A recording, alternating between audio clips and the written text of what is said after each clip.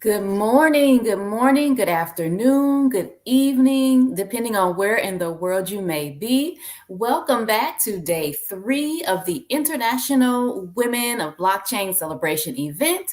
I am Natasha. I will be one of your co-hosts, and joining me on stage is my co-host, Lavina. Good afternoon to you.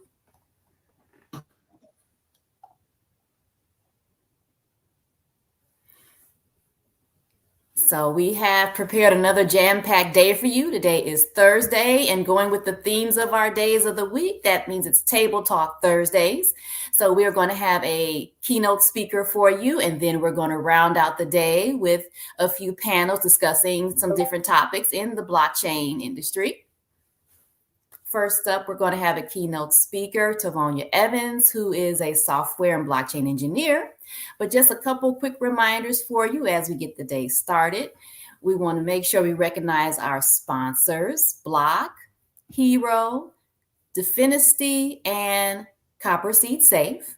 And you can find more information about our sponsors as well as our speakers, committee members, and also a specially curated selection of NFTs for this event. And that is all at our Discord. And if you go to womenofblockchain.org/Discord, that's where you'll find that information. Also, we want you to share your experience with us as well. We want you to, on all your social medias, especially on Twitter. And as you see scrolling down at the bottom of the screen, there's some suggested hashtags that we would love for you to use, including hashtag empower her and hashtag celebrate her. All right, so I think we are ready to be moving forward with the day. Oh, we have Yinka, our courageous leader, is joining us on the stage. Good morning, Yinka. Good morning, Natasha. Thank you very much. I'm really happy that we're on day 3. Wow. We're moving right along, and we've had some wonderful speakers so far. This next speaker, which is our first keynote speaker, I'm very excited to have her join us. It's someone that I've known for a long time. We actually have met. We've had some good times, some good discussions, and Tovonia is a dear friend of mine, and I'm always happy that I can connect with her. And, asking her to come and speak today was a no brainer for me. She's definitely a pioneer in this space. She's been creating. As you mentioned, she's a software engineer, so she's actually rolling up her sleeve and building. And she has so many great things to discuss and talk about. And I'm really proud of her and the success of Guapcoin as well. So yeah, I'm excited to hear from Tavonia, and I'm excited to get today started. Hey everyone. Hi, Tavonia. How are you? I'm good. I'm good. Thank you for having me here this morning. I appreciate it. Yeah, we go back. Yes. We really do. Yeah. So, well, I guess I'll start out with a little bit about myself. I'm Savannah Evans, founder of Blockcoin, now also founder of Block for Hire and New, and I'm also the CTO of the Black Wall Street as well. And yeah, I've been kicking around the space for a bit. On one part of me, I'm very excited for these times because, believe it or not, this is some of the things I've been working on half my life, and to finally be able to put some of my, my dreams and stuff together, I think that that's an awesome thing. As a developer, as a girl geek, um, but also as a developer of color, because we have our particular barriers when it comes to being a person of color in this space and just in the world in general, and being a woman. Um, Web3, which is kind of what I'm going to be harping on this morning, is a wonderful thing because Web 2.0, I was there too, but Web 2.0, there weren't a lot of us, even in terms of women, that were actively, not to say that we weren't actively involved, because we were doing a lot of stuff, but I think that we were more behind the scenes then we have an opportunity to step up now. And it's not that we don't have the aptitude, the knowledge, the ability, and even the startup ability to pull off some huge startups during this time. I think that the barrier for women has just been putting yourself out there and being willing to put yourself out there, show yourself off, show your skills off, and kind of like claw to the top a little bit, because it is an aggressive, it's an aggressive world, but it's also an aggressive space. And you would think that because it's technology, and technology tends to be a little bit more liberal than other spaces, like conservative spaces like government and stuff like that, it doesn't negate the fact that, yes, you do have to do a little bit of clawing, do a little bit of speaking up, do a little bit of putting yourself out there in order to get in a competitive edge. Statistics show that women get very little of VC funding out of overall funding. And of course, Black women, even less than a percentage point. So that shows that, we do have to speak, we have to roar a little bit louder in order to get attention to that, to the fact that we're not getting funded, and also to get attention to some of the projects and stuff that we're putting forth. I think that women in Web3 is going to be very important because we bring real life scenarios to the virtual world of Web3, right? Web3 encompasses a wide variety of stuff. But when I look at it as a developer and where I'm coming from, I'm looking at it as a world, a new world that has a new set of rules on how we engage with each other. Web 2.0 was just a preparation for that, right? But now Web 3, we're getting more savvy. We're more financially savvy now, thanks to all of the financial tools that are available to us. And we're learning about this thing called decentralization, how everything can be decentralized. And decentralization is more than just a concept. It is a lifestyle. It's a movement. You literally have to, I was telling somebody the other day, decentralize your mind. Because we all tend to gravitate towards centralization, which meaning that we're depending on someone else to provide something for us. And in exchange for that, we're giving up some of our privileges. We're giving up some of our freedoms. And now we're at the place where we want to take them back. So here we are with Web3, giving us the ability to take back our freedoms. And not only that, I kind of visualize this overall as a new level of fun. Web3, we've been talking about NFTs, we're talking about the metaverse and stuff like that. And I think that people forget that this is fun. It's almost like the intersection of gaming with real life. That's what it is. So it's bringing a level of fun into this as well. So you shouldn't have to take it too seriously, and don't fear it so much as well, because that's what the kids are doing. They're not fearing it. They're jumping right into it. But what we have to bring to the space again is we tend to solve real life issues using the tools that are available to us, because we're women, we're mothers, we're sisters, we're aunts, and all of that. And we are usually the center of the community, believe it or not. So we're looking at solving community issues. We're looking at solving family issues. We're looking at protection. We're looking at safety. We're looking at some of the issues that typical, computer heads may not be looking at, right? Safety is a big issue. What type of safety are we going to implement into these new spaces for women, and children and other people as well? So we have other concerns, right? And our concerns as women tend not to be so capitalistic and marketable, right? So therefore, we're looking at, getting even less funding because the solutions that we're building tend to be more on the NGO side or on the good side.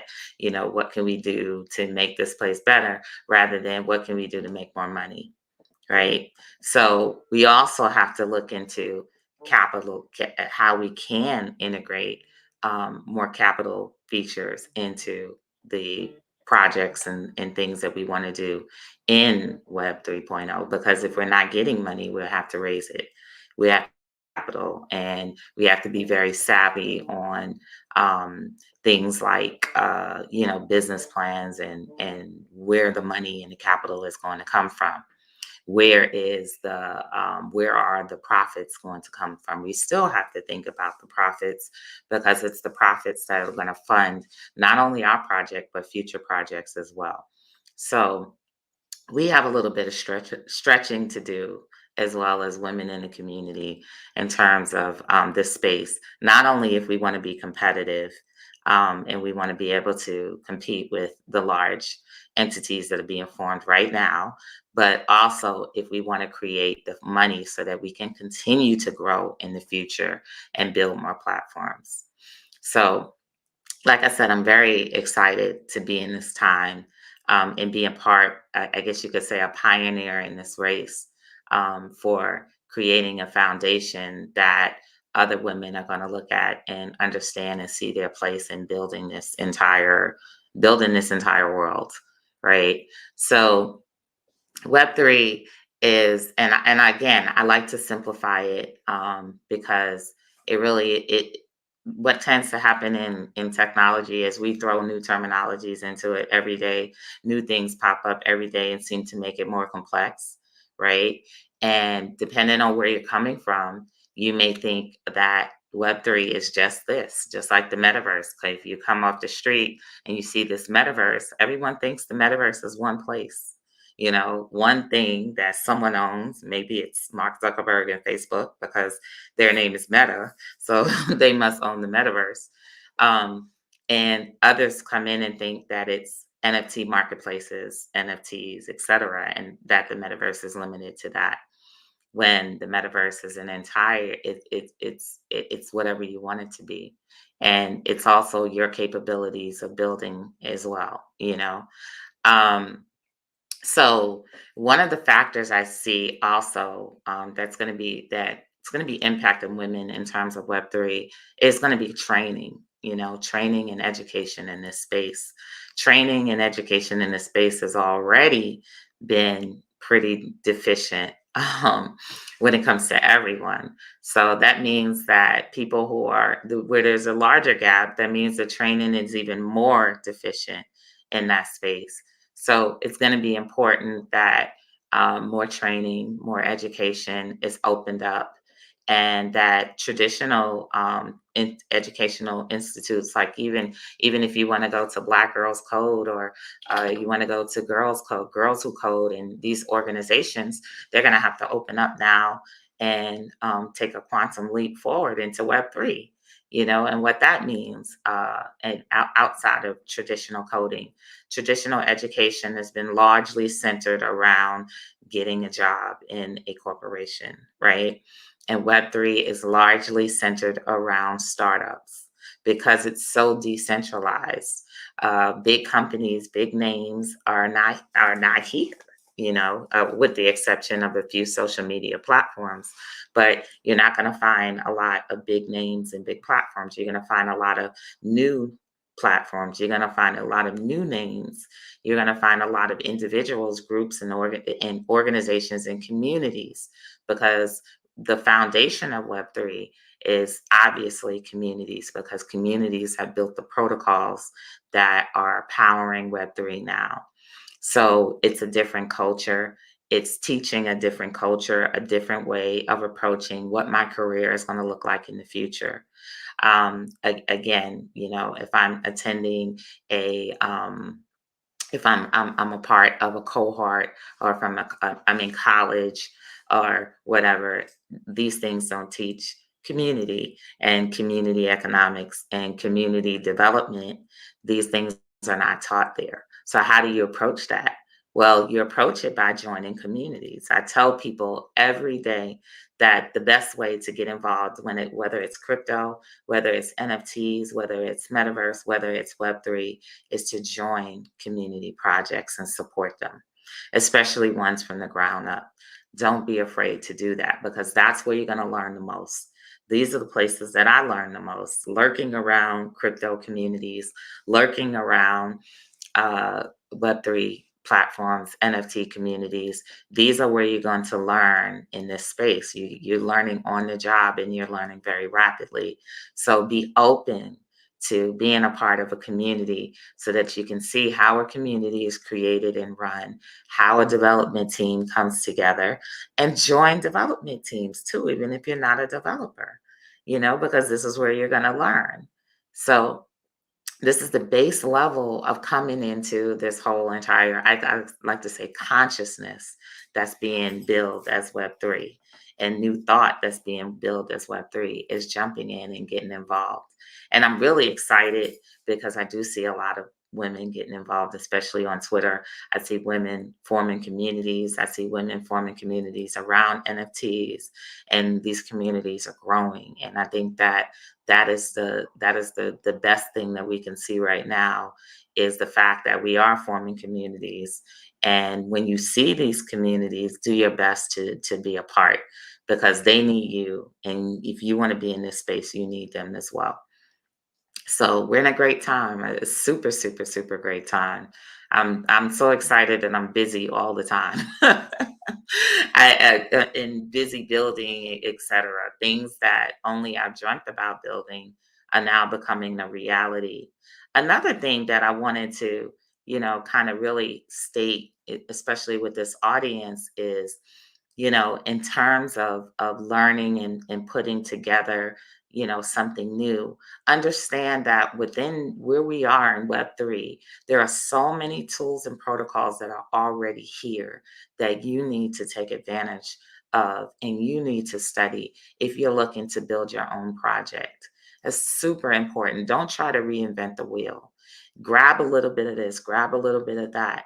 And before you know it, whatever platform or whatever Web3 exciting ingenuity you're building is coming together, because you're able to tap into the resources that are already there.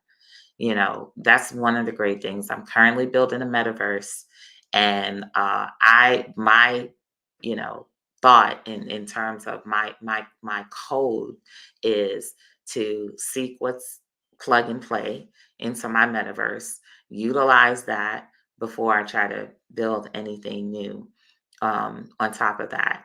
And it's working, and it's growing, because there are platforms out there that provide various aspects of what I need, and they're plug and play. APIs, plug and play.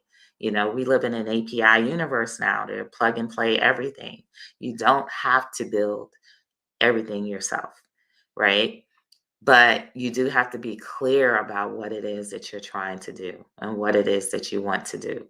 And I always state that as well when I'm teaching about startups and in this space. Be clear about what you want, and you'll get it. So I had to state that, because I know and I feel like there are a lot of people out there that are not just excited about what's coming to them. They're excited about what they want to contribute, what they want to put out. And you should be excited, because now more than ever, there are tools to help you to do that. So, I had to state that. And I don't want to run on and on and on. I definitely want to get to the point of maybe taking some questions and things. But, I had to add that, because the whole culture of technology is changing because of Web3, right? And because of the change, there are better opportunities for women more than ever now in this space. And because there are more opportunities, we definitely need more leaders. We need more people just to step up and to bust down the door when it comes to leadership. So there's a place where you fit in here, even if you're not a technologist, even if you're not into gaming, even if you're not into NFTs, even if you're not into crypto. There is a place, I can guarantee you, for you here in this new world.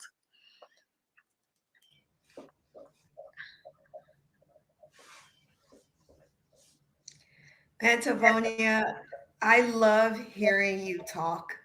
I love the things that you say. You've always been a motivational individual when it comes to what you do and how you navigate through this space.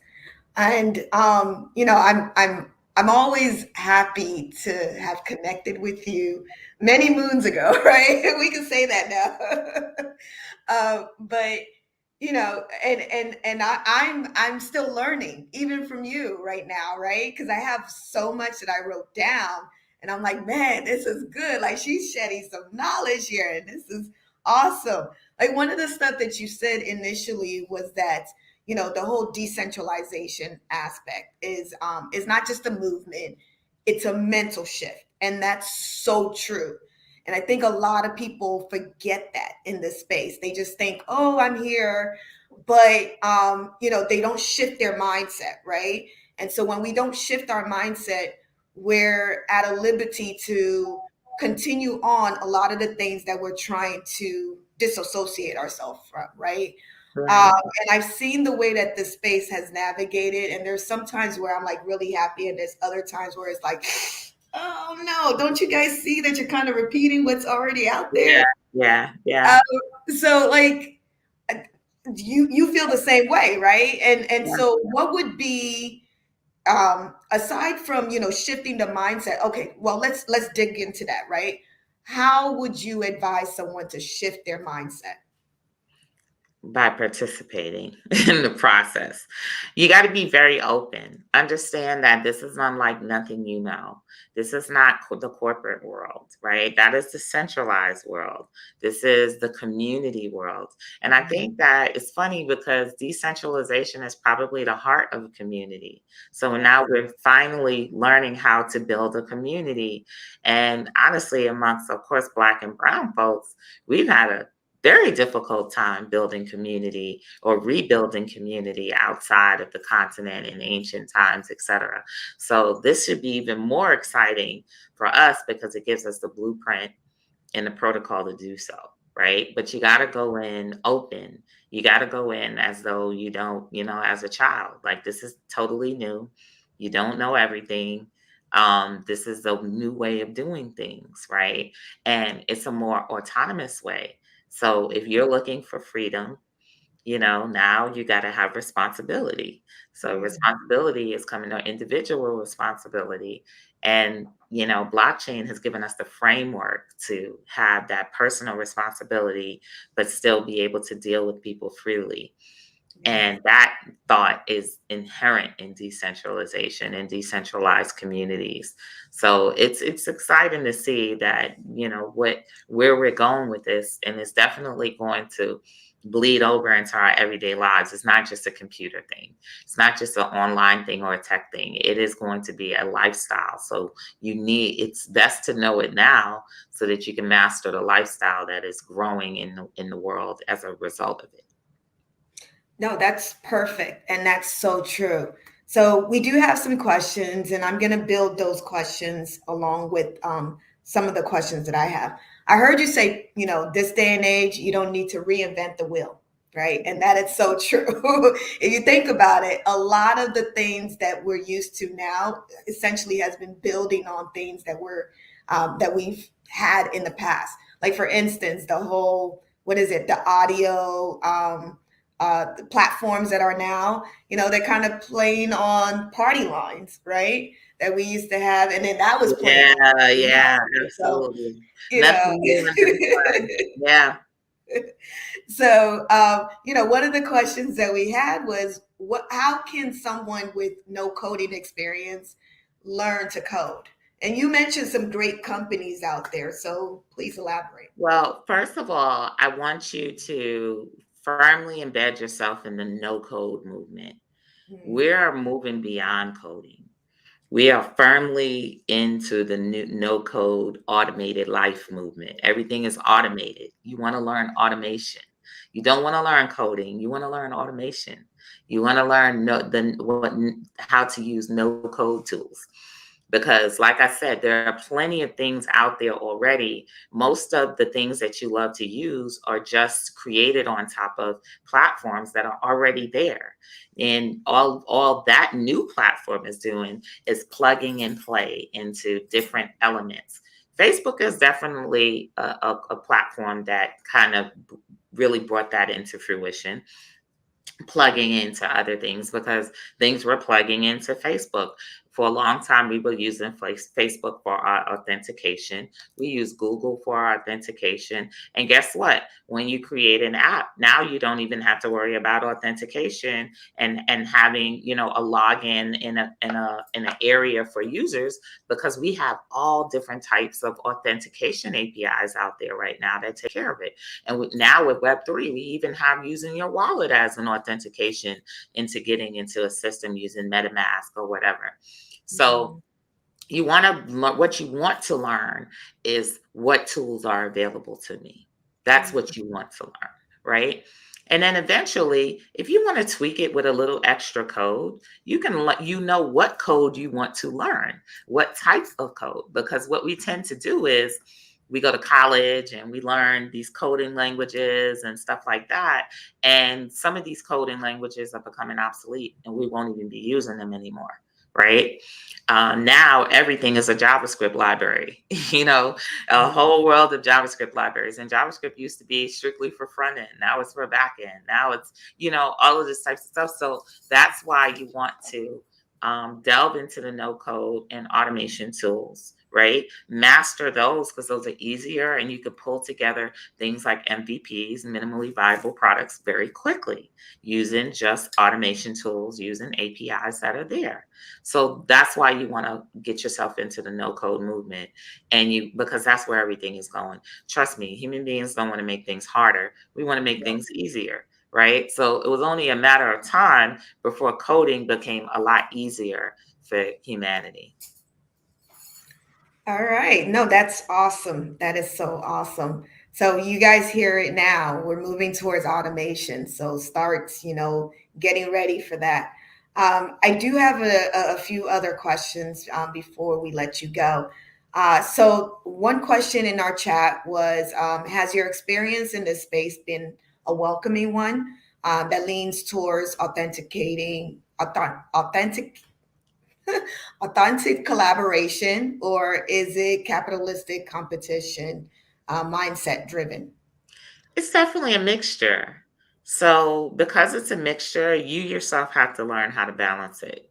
You know, you gotta, when you view things from the perspective I view things, events and people tend to be a driver in terms of what I do and what I produce, you know, and sometimes I need that capitalistic energy to drive me towards producing something that is going to bring in revenue, because I need revenue to pay my staff, to expand, to scale. You know, I've been using, I guess you could say, the freelancers for a very long time. But this is the first year that in the past I've hired people too, but this is a new level of hiring. They're making more money than I do.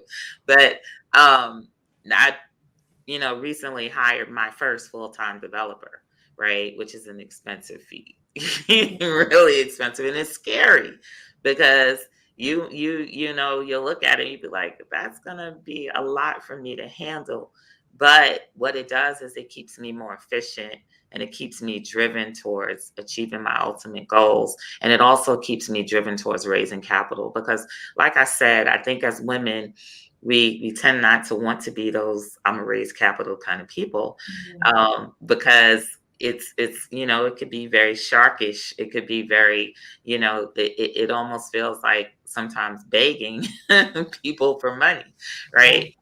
So as women, you know, I think we have a lot of pride in that department. And plus we also want to serve a lot. You know, we're like, well, dang, you know, I get this money, you know, what if it's not enough? Or what if I fail and then I owe this and I owe that? So I think we start thinking of a lot of things that other people, our counterparts, don't think about when they're raising capital. So we got to get more sharkish about that. We do have to, you need the capital, trust me.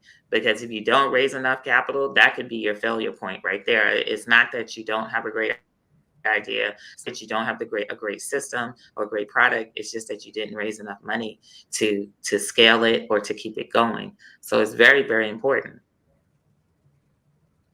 Yeah, I totally agree.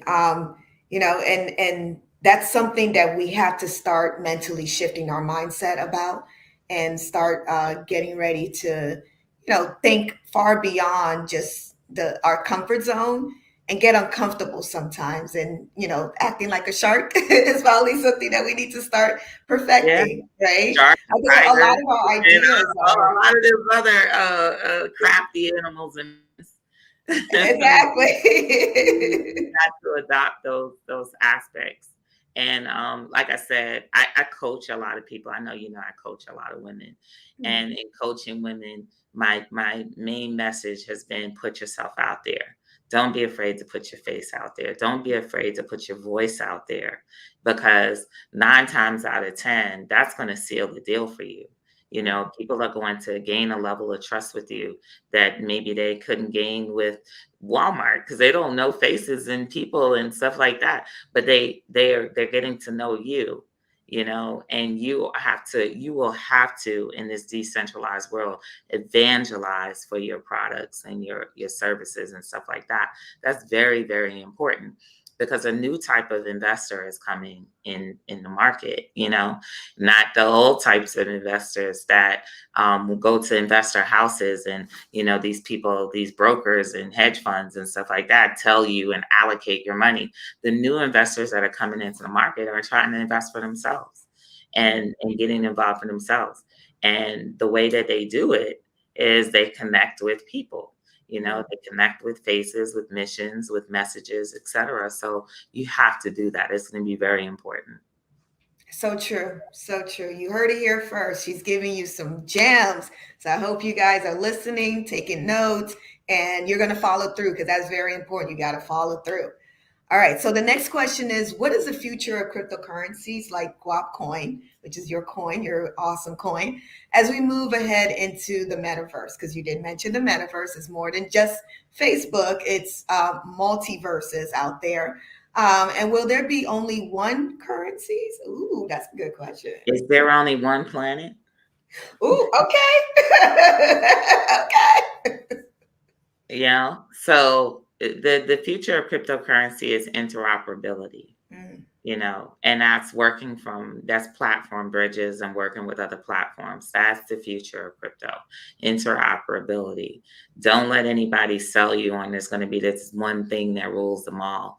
Humanity won't allow it. We never allow one thing to rule us all. We're moving towards having more equality and egalitarian societies, etc. So there's going to be many currencies, just like there are many fiat currencies. There will be many currencies as well that will represent different movements and different spending. And it makes sense data-wise. Think of the data segmentation of having many currencies. You can track a movement through a currency. You can track a group through a currency. You can track anything through a currency. Like, data loves diversity. You have to remember that. So we're moving towards a data rich world that fuels our automated world, and data makes things, I guess you could say, makes our jobs easier ultimately, right? By taking on the jobs that the complicated jobs that we may not be able to do, or may not do it efficiently or fast enough, right? So then it frees us up to do things like baking cakes and muffins and stuff like that. That's where I want to get to. I want to get to a world that frees me up so that I can do the things that I love to do, rather than having to work all day on the things that I feel like I have to do. So that's where we're moving to. And so we're moving to interoperability, and that's where I would love Guap Coin to move to. And I say would love because Guap Coin is also a decentralized crypto and community, and I don't control it, but I can make suggestions.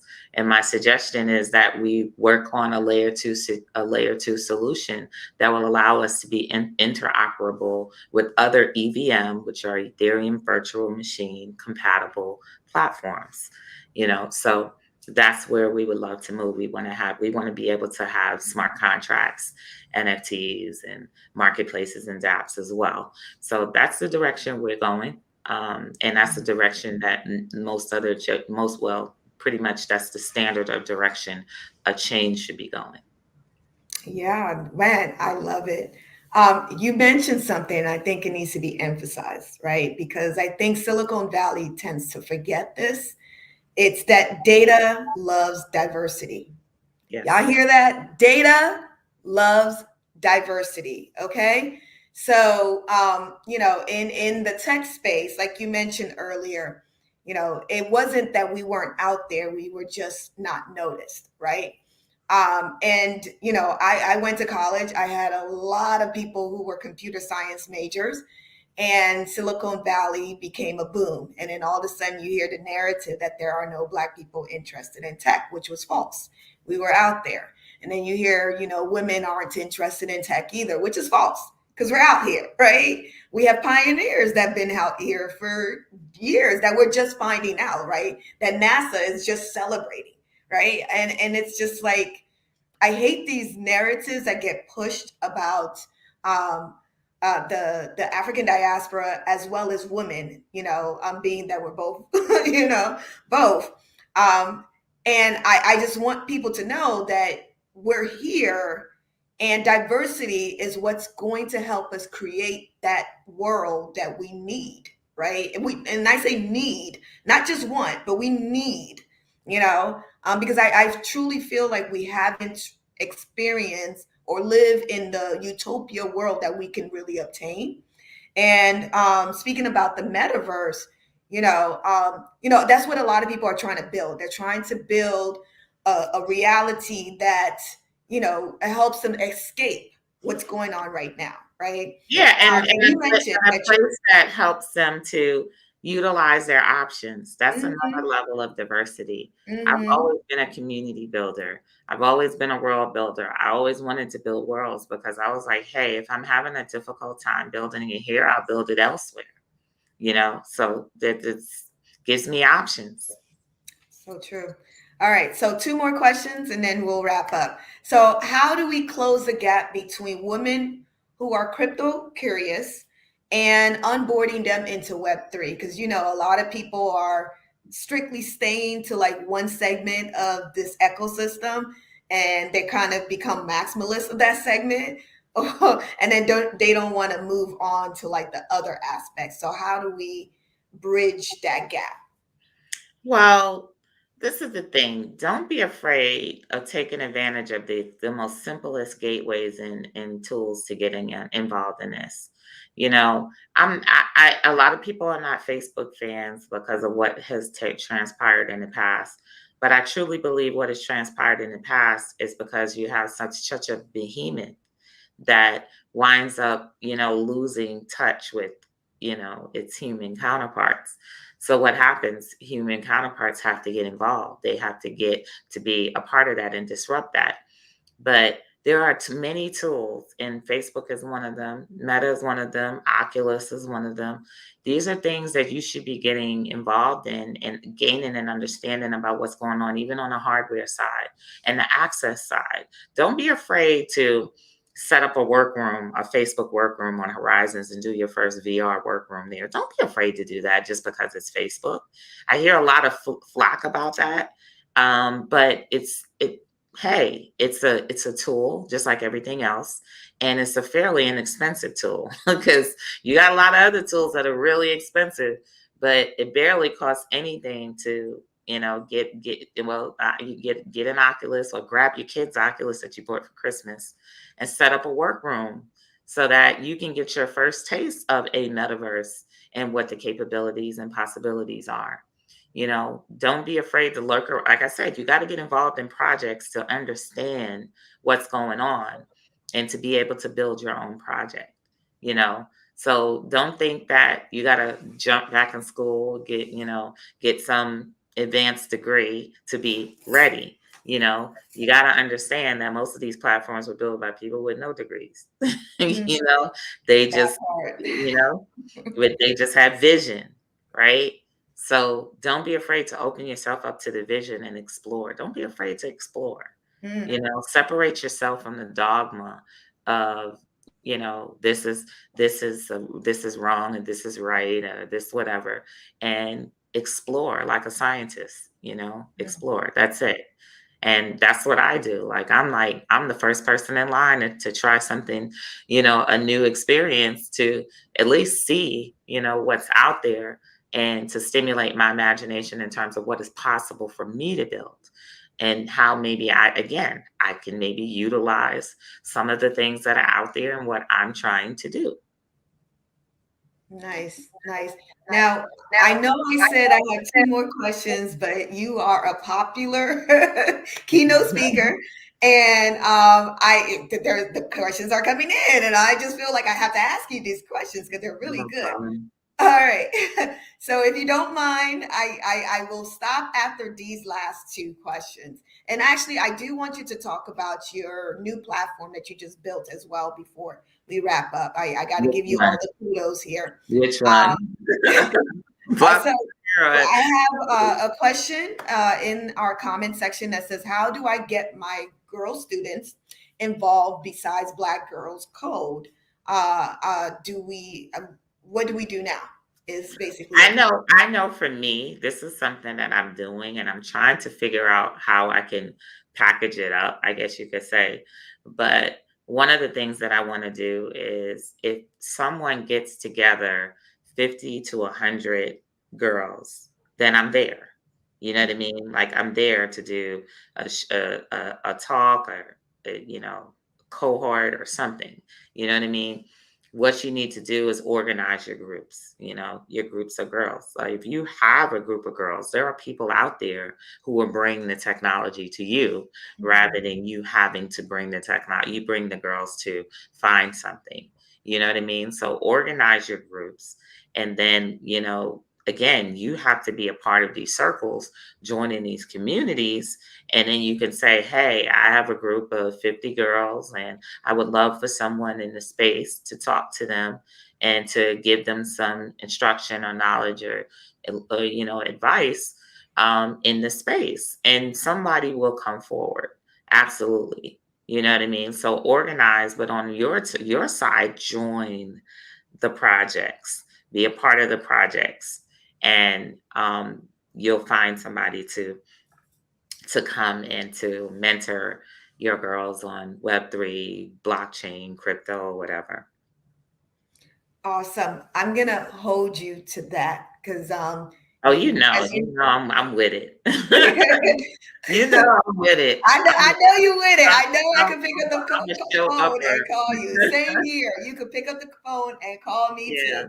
And we do that, right? Mhm. So, in Q3, Black Women Blockchain Council will be rolling out our program with consensus.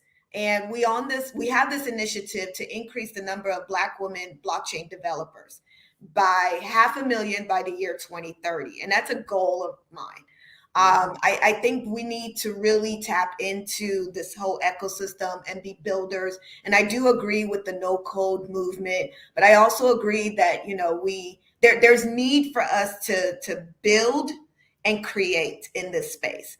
And I strongly believe that the use cases that we currently see now, even though they're fantastic and they work for a lot of people, that there's still room, right, for improvement, as well as for us to build something beyond these use cases that's going to be viable for our community. So I want to give the opportunity to facilitate that. So I'll definitely be tapping into you and having you come mentor these ladies.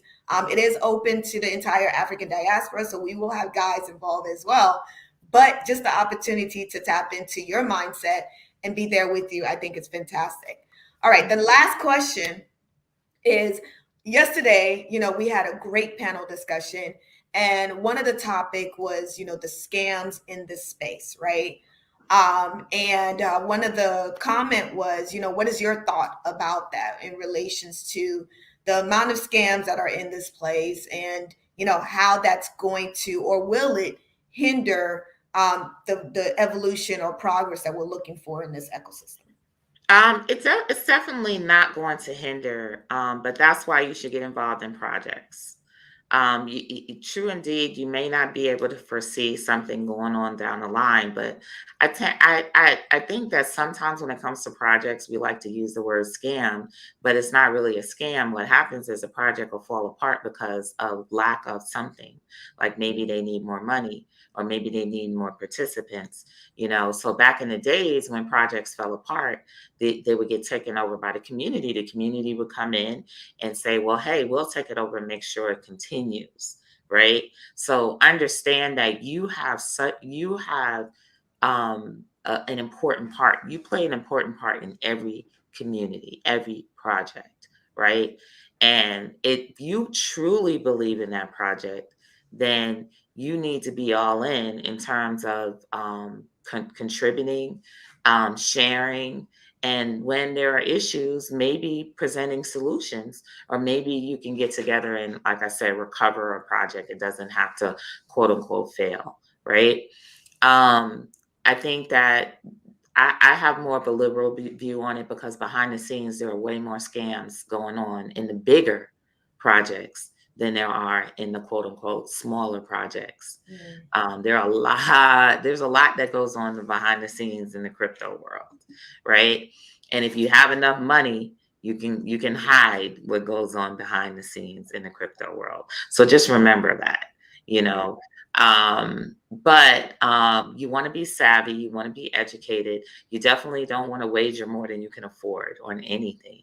If you can't afford to invest in the project, then see how you can participate and earn in the project. You know what I mean? See how you can be a part of it in some way. And then maybe, it's not just a physical cost to you, right? It's all about responsibility. We're in this decentralized world where it's a lot of self and personal responsibility. You're going to have to learn security. You can't give up your wallet keys to anybody or somebody who may think that they can help you or whatever. And don't go running after this. Send me this and we'll send you this stuff that doesn't really make sense. You guys, come on now, you're going to send 0.03 ETH to somebody for them to turn around and send you an ETH back. Please don't do that. Don't do that. And pay particular attention to on social media screen names, because there are a lot of impersonators. I have about 5,000 impersonators myself. I have impersonators on my other business, and people are constantly sending me, is this you? Is this you? Is this you? Is this you? And they don't even read the screen name. The screen name is some misspelling of my name, right? And even my closest friends have been got because they're like, I'm like, do you not look? People don't pay attention, and they don't really, really read in depth. They get excited about certain things, and that's how these people can take advantage of you. Pay attention, And another suggestion I would make is don't try to spend some time off of social media, in the real life. You know what I mean? And those tend to be the people who, are a little bit more balanced than, if you spend 24/7 on social media. Break from that, spend some attention with real life and enjoying life. And that's what I try to do. I try to balance now my social media versus my real life thing, because in real life they'll be telling you this is a scam, it's a scam, it's a scam. I mean, maybe you need to hear that, maybe you need to hear that. But yes, there are a lot of people out here trying to get your crypto.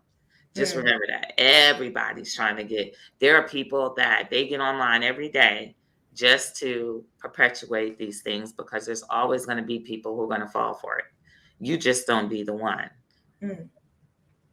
That's good. That's good advice. All right. So, that was the last question. And I want you to, talk about Block Hire, your new project. Block for Hire. Yeah. So, go ahead, please. I am an advocate of freelancers and freelance talent. Some people are afraid of freelance talent. Freelance talent works really well when you know how to manage freelance talent, right? You don't sometimes want to take and throw your whole project at one individual, right? But what you want to do is to be able to break up pieces of your project and create milestones so that you can get ever so close to the whole fruition of your project, right? And this is the best method and the best model for someone to do. And if you are low on funds, if you're low on support, is to chop up your project in milestones and then get freelancers that can attack particular milestones. So one of the things that we're doing with Block for Hire is we ultimately will begin educating on this and how to get your project done. That's one of the beautiful things that we're going to add, because like I said, I believe in adding humanity to technology. So one of the beautiful things that we will add is guidance on how to get your projects done. And we are building a platform that we already have. Our platform is already live in beta, but we're adding features like vetting freelancers, like identity checks for freelancers so that you know that this is a real individual, if that's what you want, and to deal with a real individual. But if you need somebody to vet a resource for you, so let's say you found someone that says, I can build you so-and-so. Well, we have the capabilities of vetting the individual or the company to see if they may be capable of really building what you want to build. So I tell my clients all the time, really, it's that first part that's most important in your project that's going to determine the ultimate cost of your project and the ultimate whether or not the project can be successful, right? And what Block for Hire is doing is creating a platform so that we can make you successful in that way, because I understand that there's a lot more people out there like me that didn't have the capital or don't have the capital, and they want to manage out getting a project. There's something that they want to do. Maybe they want to build a crypto project, or maybe they want to build an NFT, even create an NFT, or maybe they want to do something in the metaverse, and they need to have access to the talent that can help them do that. Awesome. Well, thank you very much, Tovonia. Really appreciate it. We had such a great discussion, and got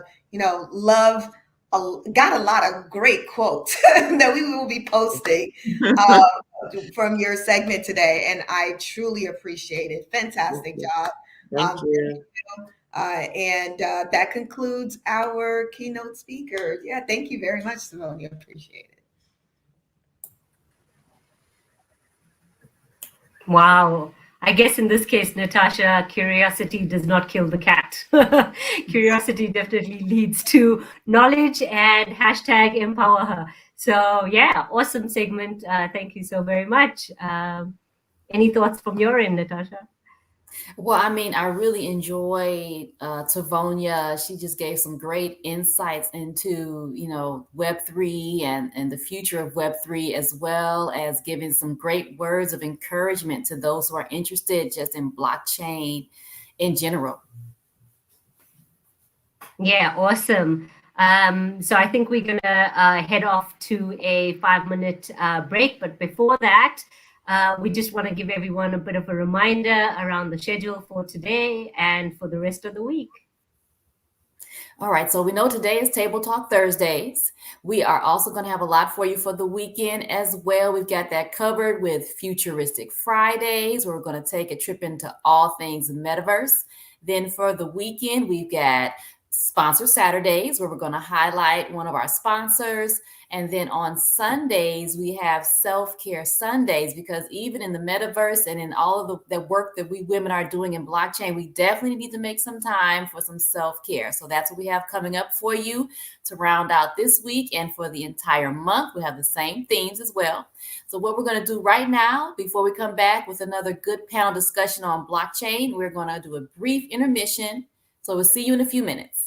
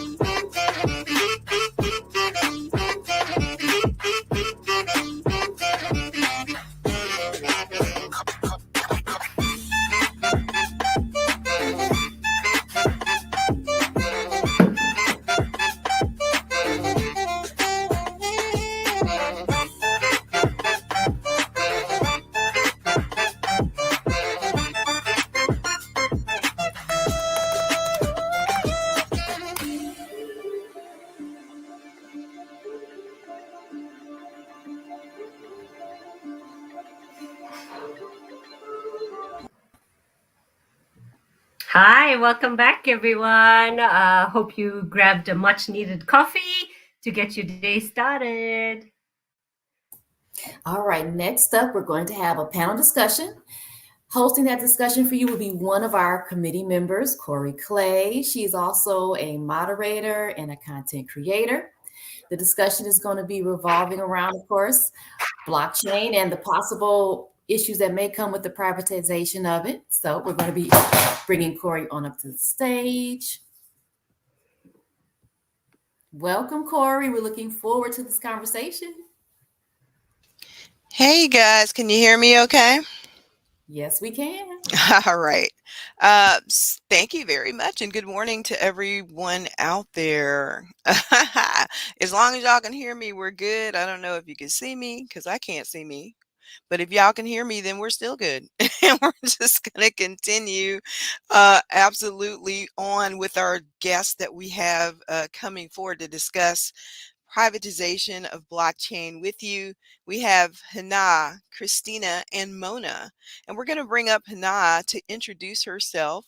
And then we'll follow that with Christina and Mona introducing themselves. And then we'll get into our questions.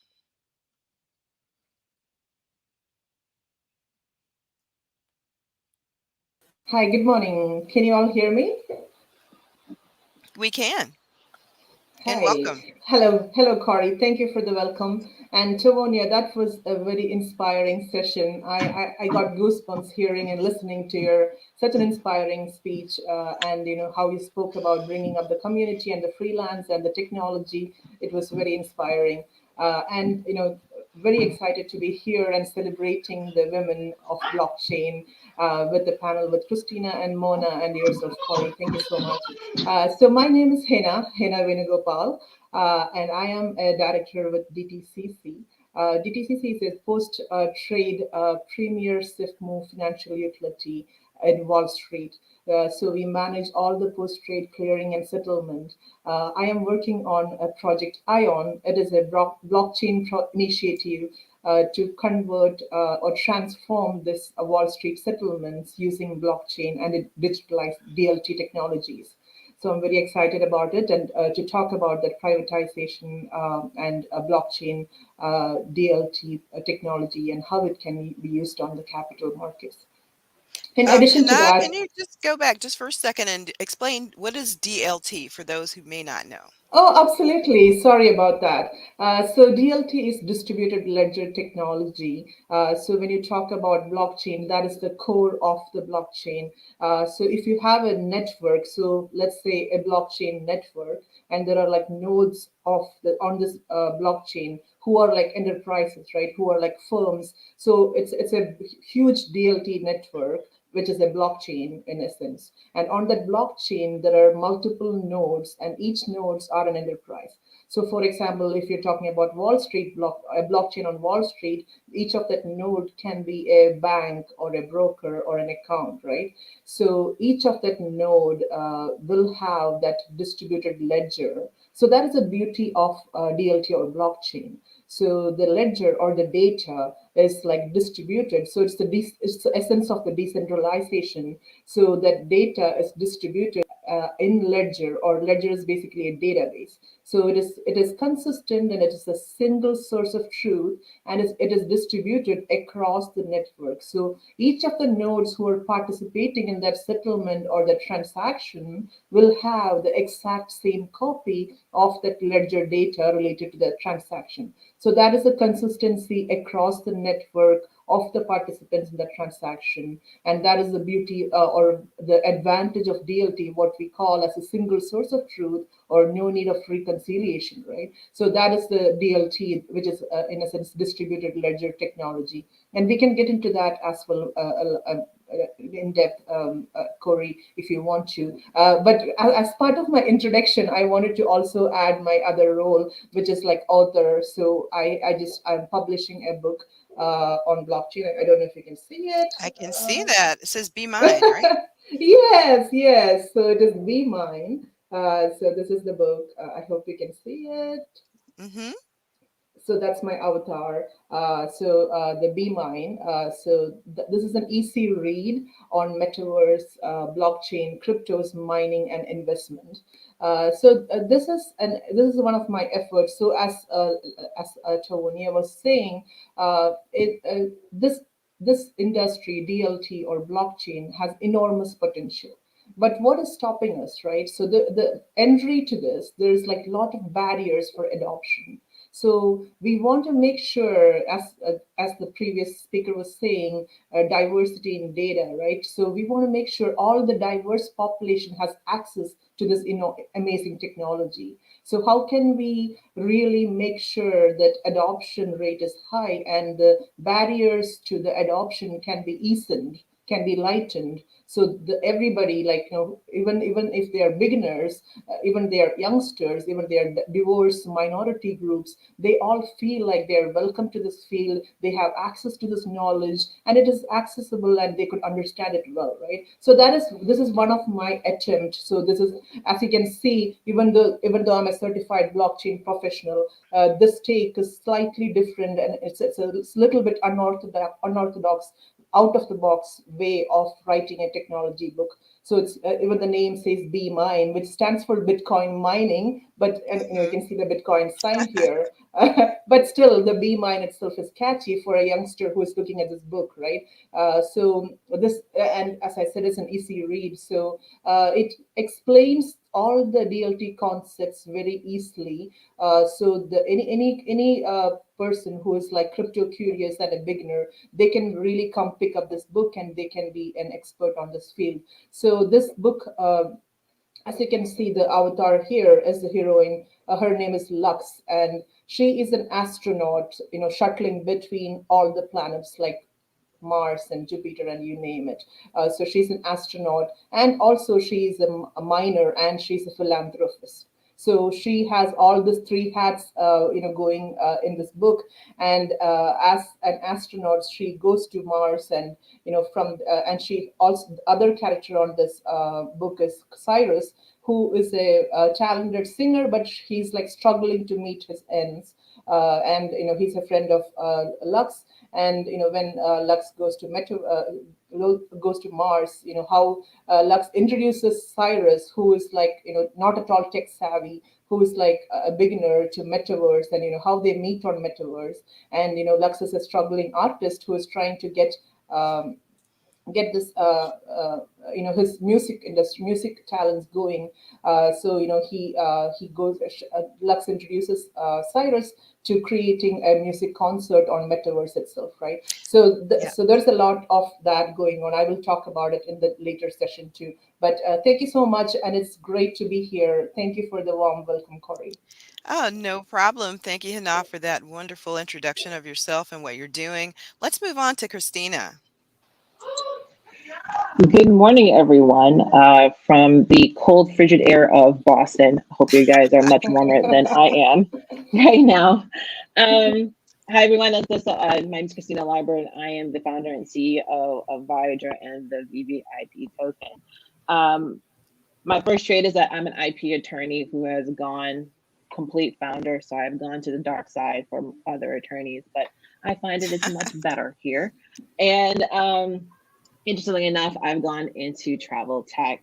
And so what we have been doing through our application, which is called Voyager, it is our melding of travel with in real life travel with the blockchain. So what we've done is we've actually moved over our application, which uses smart technology, ML, and then move that over into the blockchain, so that essentially all of our users are having very much personalized plans created for them through our application, and then moving that onto the blockchain to provide them further security. One key aspect that we have done is we've actually launched a travel loyalty program. And that travel loyalty program is part of the VVIP token. So essentially, by you being a holder, you get access to not only discounts or perks with our platform, but with other additional travel companies as well too. So we're looking at true in real life application of Web3 products, which is something that we're really excited about. We actually just launched our airdrop this past weekend, and it was completely oversubscribed. We have about like 6,000 spots. We have 23,000 claims in Wow. Twitter just exploded. Our Discord exploded. But what that shows is that there's truly strength in the idea that people really want in real life application of blockchain technology into our lives. And so I'm excited to see about how we can begin to onboard more people into this space, to close the gap on education, to I think allay a lot of fears people have about what the use of blockchain is going to be in private sectors outside of the normalized vision of just NFT projects and things of that nature, but truly in everyday aspects of our lives, how does that look like? So if you are interested in learning more about what we're doing, we have an NFT project actually coming out soon. It is based off of the Carmen Sandiego TV show. It is of a Black woman. Her name is Tiffany Santiago. I know, really creative on my part. But essentially, it is going to be a 5,000 plus international spy inspired collection of her just wearing really badass outfits from all over the world, from all different cultures.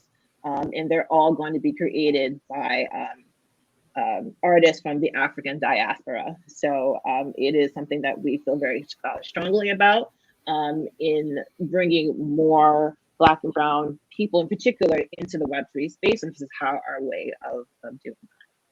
That's awesome. The best blockchain is actually the one that's going to be the easiest to use. And it sounds like you're making inroads for that to happen. Let's go to Mona next.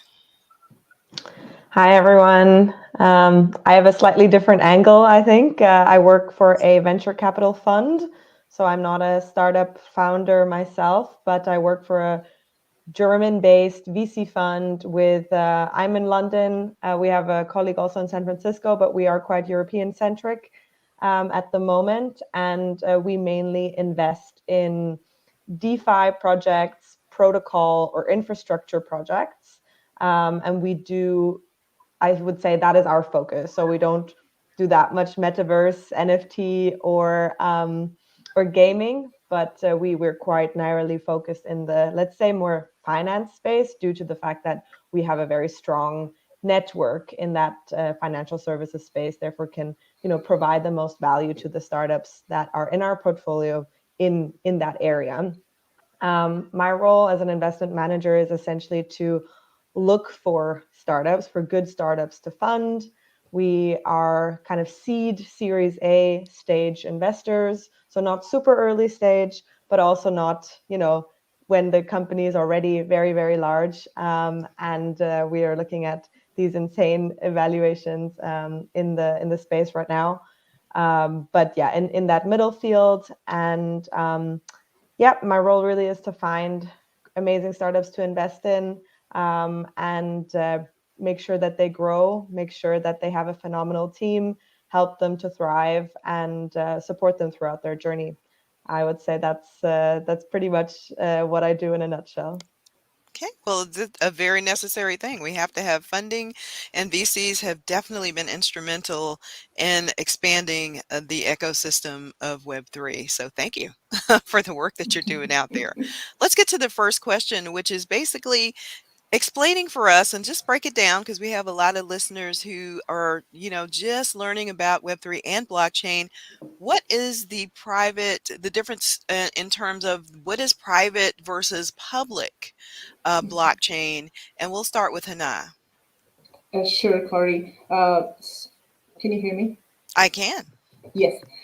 So the blockchain, when you talk about blockchain, private blockchain versus public. So that all depends on who can access that blockchain, who can see the data within the blockchain, right? So it's all about accessibility and the privacy, transparency of that privacy versus public availability. So let's talk about a public blockchain. So if you're talking about Bitcoin or an Ethereum-based blockchain, right? So there are many public blockchains out there. So let's say you're transacting something using Bitcoin or Ethereum or something like that. And those transactions are public transactions. So if you go to that blockchain, so the blockexplorer.io or the Ethereum blockchain, so ethereum.io, so you can see that all those transactions which you did are put together into a block of transaction. And that is what gets mined by the miner, those blocks of transactions. But so what is the relevance there of that block of transactions? Those transactions which you did are publicly available there. Like anybody can go and see those transactions, right? So that is the public block of transaction. And the key is that the accessibility and transparency to that data is public there. So when you talk about private, so let me take the private blockchain, which I am working on, or there could be many other private blockchain. So let's take a capital market settlement, which is a Wall Street settlement there. So in that transactions, so it can be some bank A is transacting to bank B, 1,000. I'm just giving 1,000 shares of Apple. It could be like millions of. The number could be like enormous, but for the simplicity of it, let's say bank A is transacting 100 shares of Apple to bank B, and that transaction is a private peer-to-peer transaction. So what does it mean? So that means only bank A and bank B, who are the participants in that transaction, they only can see that transaction in that ledger, right? So that ledger or the data which gets saved, that gets saved only to the ledger, only to the distributed ledger of bank A and bank B. There is nobody else who can see that transaction. So that is the main difference between the private blockchain versus a public blockchain. And the private blockchain is always permission. So it's like, how do you access that private blockchain? So there will be a network administrator. So when I say network, it means the distributed ledger DLT network or the blockchain network. So that private blockchain network is permission, and an administrator has to provide you, after your KYC, know your client, or AML procedures, to get you access into that private blockchain. So that means it's a permission blockchain. So that is the main difference I can see between a public blockchain, where anybody can enter into and anybody can track the data in the transaction in those block explorers, while in private, to simplify it, it is permission, and only the peer-to-peer has the visibility to the data in there. Thank you very much. That was a great breakdown. Christina, in your mind, what are the differences? I think a really good example would be hospitals, and I'll explain why. There are a number of hospitals or hospital systems that are speaking to each other to share information through blockchain. And that is considered private because of the sensitivity of the information that they're sharing amongst each other. No other person outside of those hospital systems could get access to that blockchain. And that is considered a private blockchain. And there are a number of companies now that are using blockchain technology to safeguard that kind of information. So you wouldn't be able to tap in and to see those transactions if you wanted to, because it simply is within that particular system. Whereas, as Hannah just said, the difference between all the other blockchains that we're very familiar with, such as Ethereum, Polygon, all of them, Avalanche, all of them, they have the availability for you to go in and to see what those transactions are. So you can almost consider it that when we're looking at privatization of the blockchain technology, it really is just going to be a new way for companies to transact amongst themselves, or even internally into one particular company. So it really is just, and again, I think that the idea of blockchain in and of itself is supposed to be wide open to the public for everyone to see. But now we're starting to see more institutions using it internally for their safeguarding. Thanks, Christina. Let's go to Mona. Mona, from a VC perspective, from venture capitalist perspective, what is private blockchain versus public blockchain, and what are the advantages there? I think it's very easy for maybe people who don't know to make it very simple.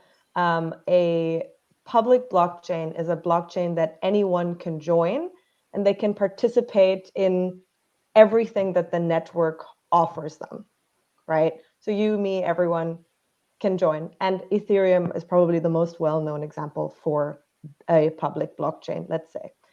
And a private blockchain is more, let's say, safeguarded, in the sense that it only allows select people to join the blockchain. And there is a sort of, let's say, power where the operator of that blockchain can kind of override entries, double check entries, and potentially delete entries if necessary, based on the use case of that blockchain. And I think that's really how I would very directly say what the difference is to make it super, super easy.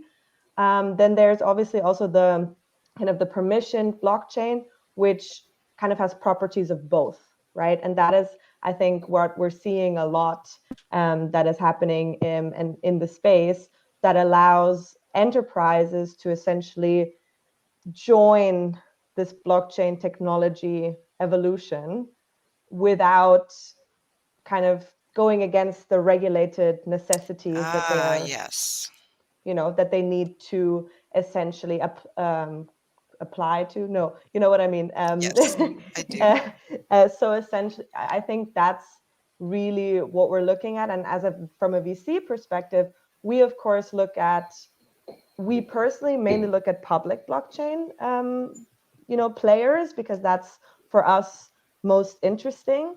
However, of course, the permission blockchain. So, for example, in a supply chain, as an example of a supply chain where not everybody in the supply chain needs all the information, for example, pricing to different markets due to different costs, there is a good use case for a permissioned blockchain, which then would also be an interesting investment for us because it makes sense, right, in certain use cases. Absolutely. And as we see more and more corporations coming on board and getting involved in Web3, that will need their privacy for intellectual property reasons and so many other things, it totally makes sense. We have another guest with us, Brandy, who I'm going to allow to introduce herself, and then we'll move on to our next question. Great. Thank you so much. My name is Brandy Reynolds. I'm the founder of Corecom, a consulting firm that focuses on blockchain and cryptocurrency compliance. My firm was recently acquired by Bates Group last year, where we continue to really just foster a great working relationship with financial institutions of all types to ensure compliance and understanding of crypto and everything blockchain. So it's a pleasure to be with you guys today. Welcome, Brandy, and thank you for being here. Thank you. Ladies, our next question is going to be one that we have struggled with probably since the inception of Web3, and that is, can private blockchains truly adopt decentralization? Is there such thing? Are we going to continue to see hybrids? What is your opinion? We'll start with Hannah. Absolutely, yeah. That is a very interesting question there. So, can private blockchains adopt decentralization, and if yes, to what extent? And also, it also depends on the use cases, right? So, let me dive into my use case, the work I am doing on the Wall Street settlement. So we are talking, when we talk about Wall Street transactions, we are talking about an enormous, huge amount of transactions every day, right? So let's just talk about NASDAQ or any of that big stock exchanges. So we are talking about roughly like 4 to 5 millions of transactions every day. And let's just think about that enormous amount of transactions and the complexity, various different flavors of those transactions happening. So when we talk about transforming that market using blockchain and DLT, it is something which we need to take very gradually, which we need to take a very well thought processed approach, and layer it as you said, hybrid. Start with hybrid approach, hybrid layers, and as we move towards the full-fledged blockchain decentralization, as we adopt the technology, embrace the technology fully. So that is something which we need to have a gradual roadmap towards. So when we talk about this private blockchain and decentralization, from a Wall Street, from a settlement perspective, I can see there are a lot of advantages to that adoption. Talk about the distributed ledger data itself, right? So when we have the decentralized data, so we are talking about all the peers who are participants in that transaction having the single source of truth. So having the same set of data So it is like, it is hashed. So that means there cannot be even a space which is different between the data which is written to participant A and which is the data which is written to the participant B, right? So that data is like consistent, and that single source of truth is the key driver towards the adoption of the decentralization of the private blockchain. So yeah, the other factors we can talk about is automation of consensus protocols. So the consensus protocols, when we talk about it in the private blockchain, it's always a peer-to-peer consensus. So that means like using smart contracts where we have all that business logic and the rules baked in. The process will go through the smart contract, and it will check for validation, and it will gather the signatures, or all automated process between those peers in that private blockchain. And that is also automated, and that also is an adoption, is a driver towards adoption of the blockchain in this area. So definitely, can private blockchains adopt decentralization? Yes, but we need to be very mindful of the current technologies which have. When we talk about this huge financial infrastructures, we need to take into consideration the stability of the current systems. How do we integrate with these current systems very smoothly as part of this adoption of decentralization? And we need to layer it, and we need to gradually move towards it, decentralization. Thank you, Hana. You are so knowledgeable. Christina, let me just go back, just take one step back for those who may not even know what decentralization is. So can you tell us, tell our audience, first of all, what is decentralization and how does it or can it relate to private blockchains? I was going to say that, Hannah gave like a really great, overview about what it really would mean for it. But I think to go back to it, there is this idea, or this ethos, right, of what is supposed to be decentralized, that the community in and of itself has access to all the transactions information that occurs on a blockchain. And so if that is the idea that you are viewing decentralization, then it's almost to have a private blockchain is the antithesis of that ideal.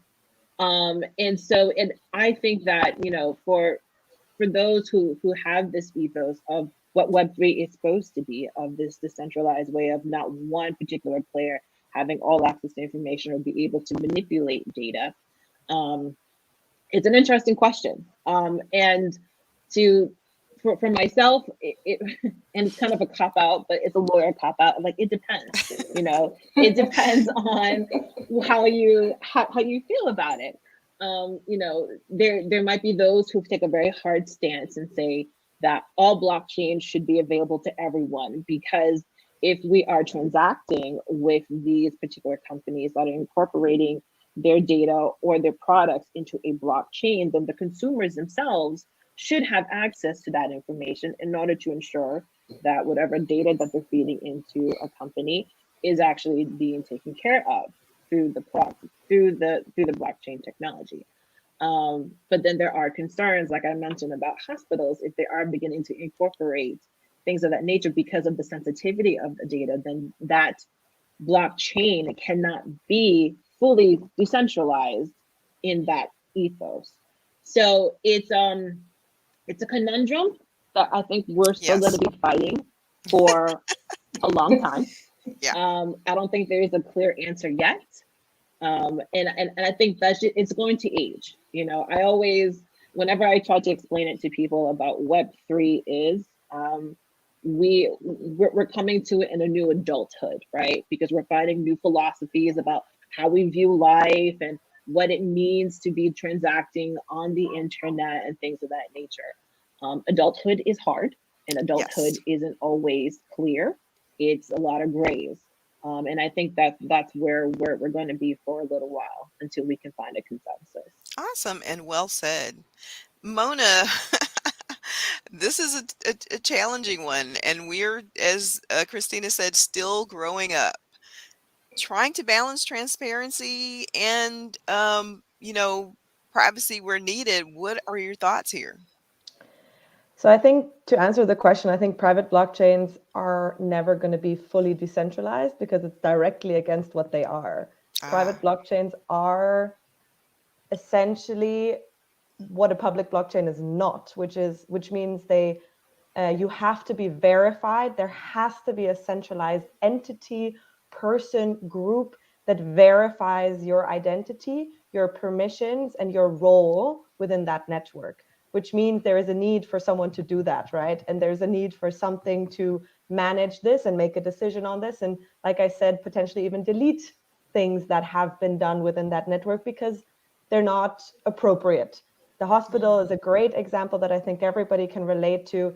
Food chain, what I mentioned earlier, right? Some sensitive information that could potentially cause a price war or whatever it may be, that should potentially not be available to everyone. I think that's a very fair argument to make in a variety of different areas, in a variety of different industries. So I don't think there is a reason for a public blockchain, and I think we should be getting more and more use cases for a public blockchain, and I want to see this grow, and I want to see adoption there. But there are also use cases for the private blockchain and this technology to fuel efficiency within areas that are just not perfect for everything to be open and seen by everyone. So, I think we're definitely growing up and we're all learning and we're trying and realizing maybe something doesn't work and then maybe putting more rules and regulations back on top because we said, oh, maybe we took it a bit too far already. But that's what we're doing together, and that's amazing. I think it's a super interesting space to be in. And I used to be a consultant, not a lawyer, but we also always say it depends. I mean, that's a good answer. I'm not mad at it. Absolutely not. The space is challenging and it's new. It's also very new. And I love what you said, Mona. We're doing this and we're doing it together. We're creating and defining what this space will be. And there are no easy answers, but we're doing this and we're all in it together. And that is absolutely what I love. Hopefully we'll be able to get Brandy back up to the stage again. You guys know the challenges of technology is beautiful and is also very frustrating at times. So we will definitely go back to her if we're able to get her back.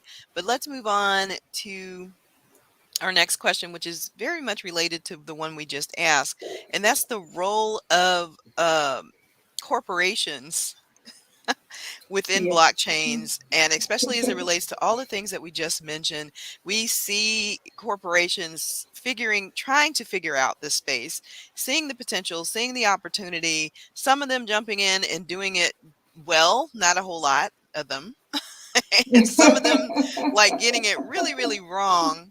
So, what are your thoughts there? How can they do this better? How can they utilize this technology?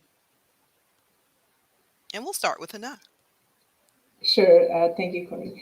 So that's a great question again. And, it really flows from what we just discussed in the previous question about how can a private blockchain be decentralized. So when we talk about, as we were speaking, the role of corporation within a blockchain can be, when I think about the role, it can be divided into 3 different roles. So the first one is mainly when we talk about a blockchain or a DLT network, who permissions the users or the nodes into that network. So when I say the node, it's like a participant in that blockchain. So in that blockchain network. So there should be one person, the network administrator or the operator, to set up that platform, to set up that network of the nodes or the participant. So the main function of that role is get the infrastructure ready for that blockchain to be up and running. Get the participants. So we may have to go through some legal know your client or AML, all those legal and regulatory procedures to make sure the participants you're adding into that private blockchain are good participants or good citizens, right? So that network administrator role is adding the permission and adding the participants to that network. So that's the first one. If I can move on to the next role, it is mainly like manage that network. So when you talk about a network of participants, it is essentially a community. So it can be like a private blockchain can be like 2 participants, it can be 25 participants, it can be 2,500 participants, or it can be million participants, right? Still, it can be a private permission blockchain. So that means the permission is like a privileged permission. You cannot just go and join. It has to be invited and it has to be approved by that network administrator. So that is where the corporation's role come in. So they are going to manage that community or that network. And we have to, when you're in a community, there are certain rules you have to abide by, and you have to make sure you are a good citizen. When you're in the network, you're following all that policies and standards, which needs to be followed when you're part of that community. So those network parameters, in the technical terms, it's called network parameters, or the rules which you have to abide by, are enforced by this manager of that network. And the third role is mainly like a governor of that network. Again, it goes with the compliance, and there are various flavors of governance you can think about. It can be a lot of various governance on that. So that those are the main 3 roles I could think of from the role of corporation. And I feel it is a very critical role. Even though we are saying the blockchain is decentralized, to have that central role of the corporation to manage and to make sure the community is a standardized community, following the rules and policies. And that is how we build efficient communities. Even though it is decentralized, we need to make sure there is efficiency in the processes, and it's a fine-tuned community who follows the rules, and there is productivity. Using corporations and community in the same sentence is really good. I like that. And since we have not had a chance yet to hear from our beautiful Brandy down there, I want to put this question to you before I get to the rest of the panel. What is the role, if any, in your mind, of corporations within the blockchain? Yeah, no, thank you so much. I apologize. I've had some technical difficulties today. So hopefully all that is aside and able to actively participate here. So I do think that there is most definitely a role for corporations to be actively involved and engaged in blockchain and in cryptocurrency in general. For me, being a consultant, I'm in a very unique position of getting to see a variety of types of companies, both financial institutions as well as just corporations, looking to see how they can incorporate and add value to what their business model is. So for me, that's very exciting because we do see a lot of opportunities for following black and white requirements that may be imposed for their business type, but then also kind of going back to that community perspective. I see a lot of what are the best practices and how can we come together to create something strong and compliant, and that regulators will look at and be generally pleased with. I mean, many of the companies that we work with, there's most definitely that concern to have something that's going to be lasting, but that will drive business and will continue to push blockchain and crypto to the forefront of the communities and of just everyone in general.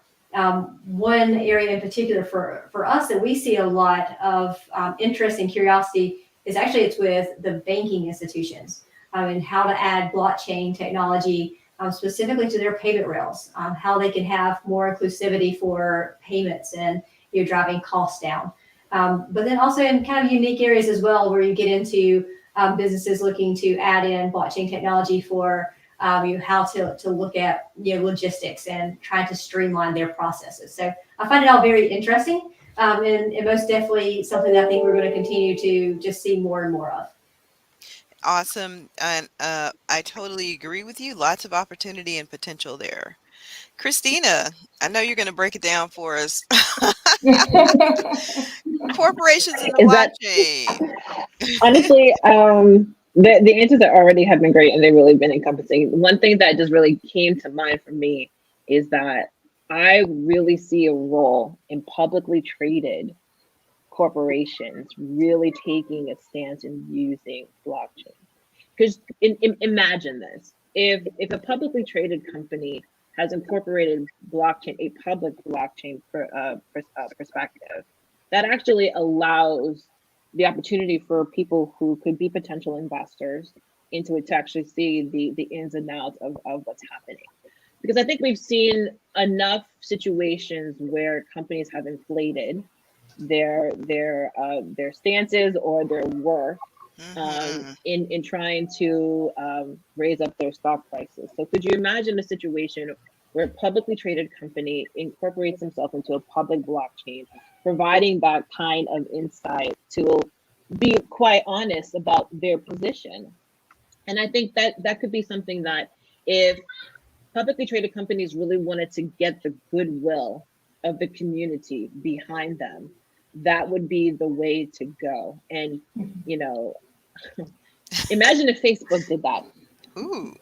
Right? Imagine if Google did that, to really open up the seam and to allow us to see the inner workings of what happens. I think that would fall in along with the wag me, ethos that I think people really want to see more companies adopt. And so there is a clear role, but it really is going to be on the corporation leaders to be courageous into moving into this particular space. Yeah, if only blockchain was around for Enron, huh? Might have been a different Exactly. Exactly. Let's go to Mona. Mona, what are your thoughts here on the role of corporations with the blockchain? Is there a place here for them?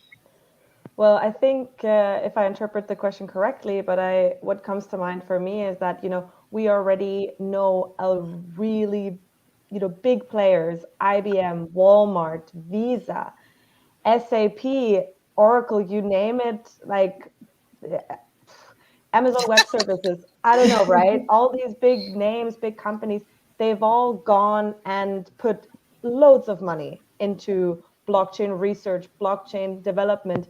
Visa is being used by many, many exchanges, many crypto, dApps out there that are partnering with Visa in order to, make it more mainstream, make the average user be able to spend their crypto, et cetera, et cetera. So I think we're very fast actually moving already towards corporations being extremely involved in blockchain and spending a lot of money, time, and resources into figuring out how this technology can play a part in making them more efficient, more transparent, and just probably making them better companies. I want to think that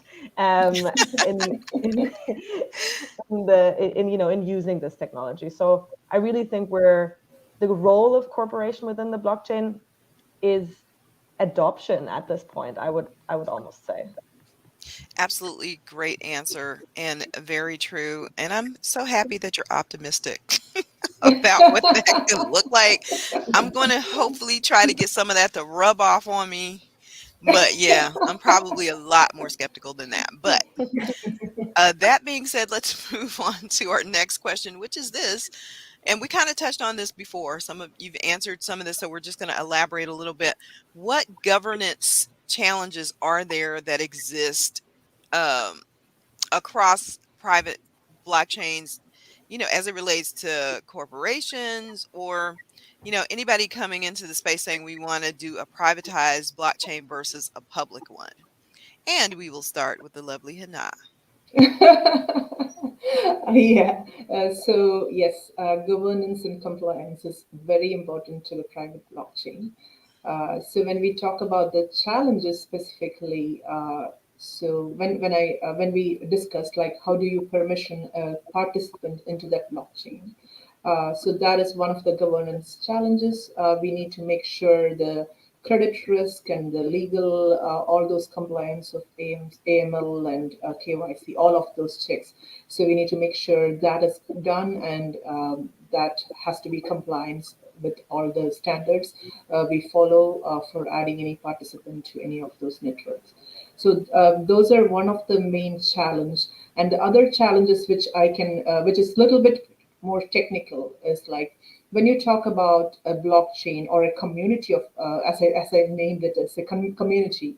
So we need to make sure each of the participants, so the resources are being shared between the participants, right? So when we share that resources, we need to make sure we are sharing it equally. One node is not taking up all the resources, or one node or a participant is not creating a bottleneck in those transaction chain, the transactional flows. So that is another thing which is a challenge, and we need to make sure that being, as a community, as I said, there should be some rules to be abided by for all that participants to be a good citizen. So that the resources and the wise usage or the efficient usage of resources is one thing which we all have to comply by. So those are the two things, and the third thing is like we can talk about is the patents and the trademarks and all of those. When you share things, that needs to be taken care also in that blockchain ecosystem. What are the other governance challenges? I am still thinking. Maybe we can move on to another person and we can come back to this. No worries. That's a big think. It really, really is. Christina, let me ask this too, because we have seen in recent news, especially here in the United States, the fear that exists around privatization of blockchain, period, but especially private blockchains. You see people kind of going into an uproar, and we have Elizabeth Warren's talking about, shady developers in their mother's basement, how can you? What are the challenges here at governance and compliance, and we got that kind of attitude? It comes from the fear of the unknown, right? I mean, that really is the crux of what we're looking at, particularly about the news, because when people hear about blockchain, they're only thinking about the sensationalized news of bad actors who have done some nefarious things, not necessarily actually the good actual usage of the technology. So I think that there's an education aspect that needs to be gapped, particularly in the US, because as others probably can tell, I myself have descended into chaos when I brought up blockchain technology at Christmas dinner, and it just went into nonsense. It was as if I chose violence that day, and I'll never do it again. But I think the issue that we're finding is that as more lawmakers are looking into what is happening with the blockchain, because of the lack of education, we're probably going to see a lot of knee-jerk governance rules come in for all blockchains, regardless of whether it's public or private. And I think there's also this fear that when corporations or anyone really using the blockchain to do any kind of monetary transaction, that the government is not going to get their cut of what is happening. And so it's almost as if the government can't get their cut, that means something nefarious is happening. Right. Therefore, everything is wrong. So, I think from a legal standpoint, the next, I think, year or so is going to be really interesting, based off of the number of things that have already been put in place for KYC governance to come in. The fact that the Treasury Department has been given a carte blanche to figure out what blockchains or what currencies are legal or not. The fact that, there's going to be, I think, a growing demand from corporations who do have the ability to go out and plead for certain, carved out for their particular corporations. I could definitely see that happening. The lobbyists, the word I'm looking for, the lobbyists coming in and doing their work. It's going to be a lot, and I think that when as leaders or those who are already adopting blockchain technology, it really is on our part to go out to the public and plead our case, let them know that this technology is good, the technology is useful, the technology is meant to benefit the community at large. And I think that the idea of incorporating it into or using private blockchains might actually help that conversation move forward, because then people might actually see it in their everyday lives and not see the detrimental effect that could have on them. Gotcha. And Miss Mona, from your venture capitalist perspective, how do we walk this tightrope? What are the challenges here?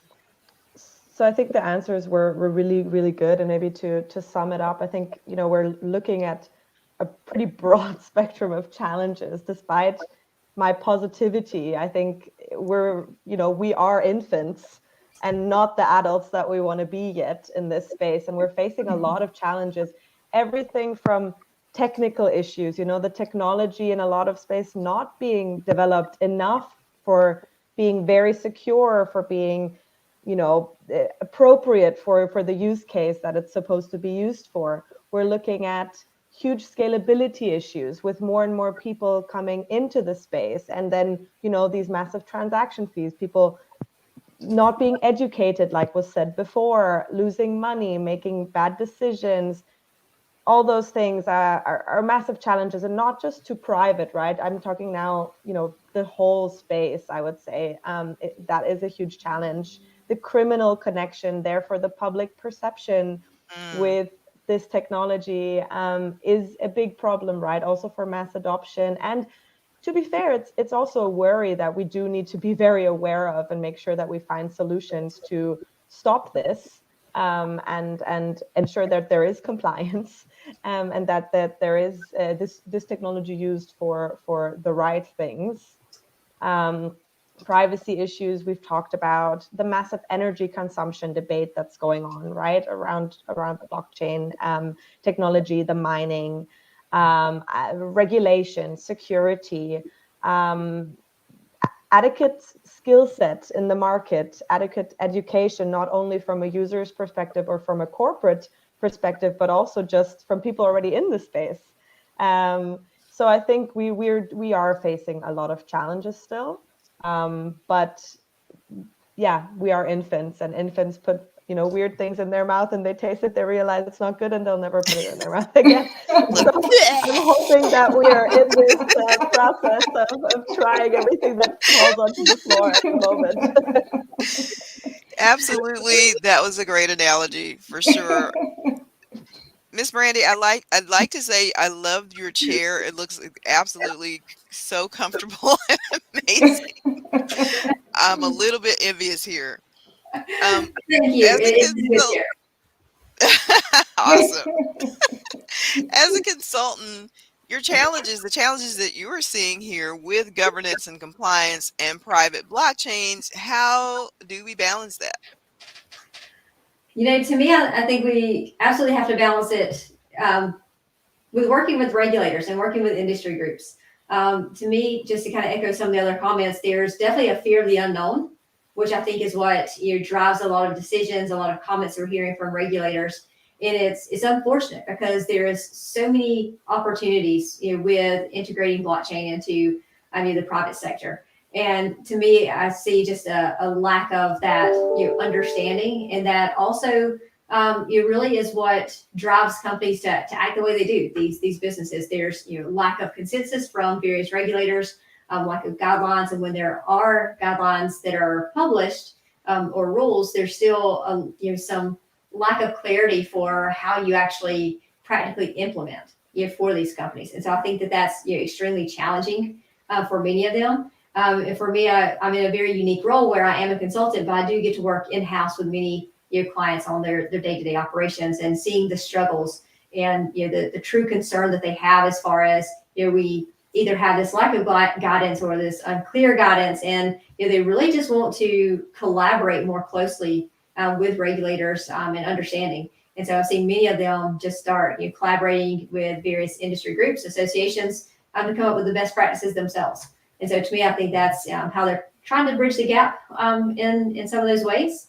So I think it's, again, goes back to what many others have said here too, education. I think there's going to be still an uphill battle with the industry and with great consultants and other smart people that are working in the blockchain and the crypto space to come together and ensure that we have great resources and material and opportunities to continue to learn together.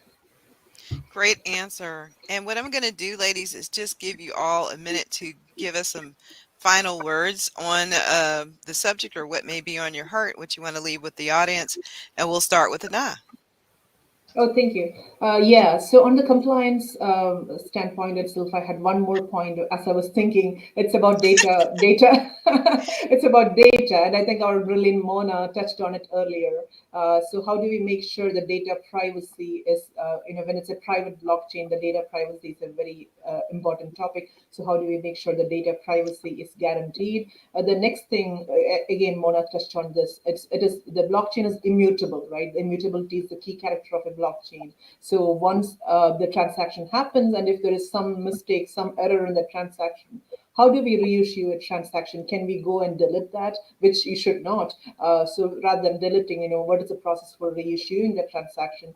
So that is again a hot topic in the industry. How do we fix an error? How do you, because it's immutable? How do you do that? So those are again two hot points on the governance and compliance related to data governance.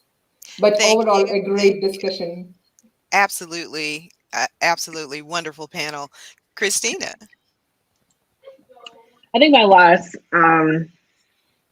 thought on all of our fantastic conversation is just that, as I said, we're venturing into adulthood. We're trying to see how we're going to integrate this new thing into our lives, because it's not going anywhere. Let's just be frank.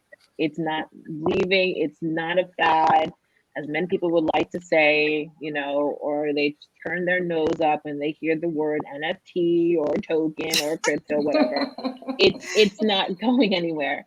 And so it really is. And I mean, that's something I actually take upon myself as well, to be an educator, to really incorporate people, to show them how this can work in real life, which is, I think, the one key thing that we're trying to do, definitely with my company, with Advisor, is to show how easy it is, really, how easy it could be to integrate Web3 into daily activities.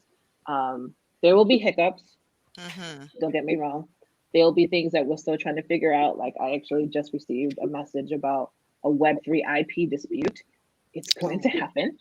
But who would have thunk it? I know, really.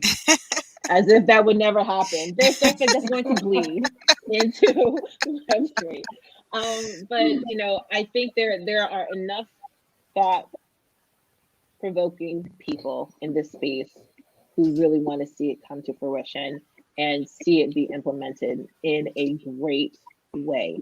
And so if you're interested in this space, stick with it. Absolutely stick with it. I definitely encourage you to continue to learn more. None of us are really masters in it, because it changes every single day. There's something new that's happening every single day in this space, which makes it really exciting. So be part of this pioneering time frame if you're really interested in it. Absolutely. Mona. I will keep it short because I feel like I really echo what has been said before just now. But in general, I also really see myself as a bit of an educator in the space. Hopefully, I try to, work with women, but in general with everybody, to give them the opportunity to have resources and figure out for themselves if they would like to get involved, how they would like to get involved, and think a little bit outside the box, because I do think Web3 is the future. I'm very excited about it. I talk to companies that are launching a business, an idea every day, 3, 4, 5, and it's amazing. It's truly fascinating how many smart ideas, how much innovation is out there, and it captivates me, really. It really does. And I think if you are, like Christine said, if you're interested in the space, stick with it, educate yourself, right?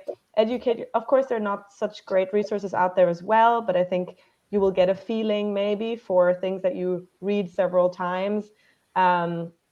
Discord, I think, is often used. Telegram, at least that's what I use a lot, also to speak to people, to educate, to network. And I think if you're interested, then maybe that's a good place to start. And yeah, be part of the thought process of us growing up here in the Web3 space. Absolutely. This is the new renaissance. And last but definitely not least, Brandy. Thank you so much. And for me, just kind of the last words I like to kind of leave with is, really understand the regulatory and compliance components is critical in this space. And so taking the time for businesses or financial institutions to understand that, and then really work with legal and compliance to understand how to fold that in to ensure that you have a strong framework, whether it's an AML program, understanding OFAC and sanctions for the business and so forth. That's a critical part to being successful as these companies and financial institutions integrate blockchain and crypto. So that's my last leading words there. Absolutely. Thank you, panel. You are amazing, amazing women doing amazing things. I love all of you, and this discussion was fire. Absolute fire. Thank So you, thanks Corey. to Hana, Christina, Brandy, Mona. Mwah. Thank you. You guys, we're going Thank to you. go into an intermission very, very soon. Just want to say my name is Corey Clay. You can follow me at Color Crypto. I do a talk show on YouTube every night, Monday through Friday at 8 p.m. You can find details on my Twitter page. Thank you so very much, Corey. Absolutely loved it. Love the insights, love the passion. And, it really reminded me of a tweet that Elon Musk put out a few months ago. In terms of Web3, he says, where is Web3? If anybody finds it, let me know. And, your conversations today definitely prove that, there's so much being driven within the space. So it's definitely a big pie in terms of, what we need to tackle. But, as everyone echoed, I think we have tons of dedicated people in the space to really carry this forth. So we want to just take a moment and, say a big shout out to our sponsors, Block and Hero, who, all of this would not be possible without. Yes, definitely. And we want to remind you that you can find more information about our sponsors if you go to our Discord, which is at womenofblockchain.org/Discord. We have a section called Celebrate Her in the Discord, where you can also find information on our speakers, our committee, and our NFT collection. We're going to have another speaker coming up for you in just a few minutes, right after a brief break. I want to just have a quick shout out. If anybody has had or felt the passion and the vibe of this last panel, please tweet about it. Please follow all the speakers and go crazy. It's been phenomenally an awesome learning session. So yeah, we'll see everybody else back in 5 minutes.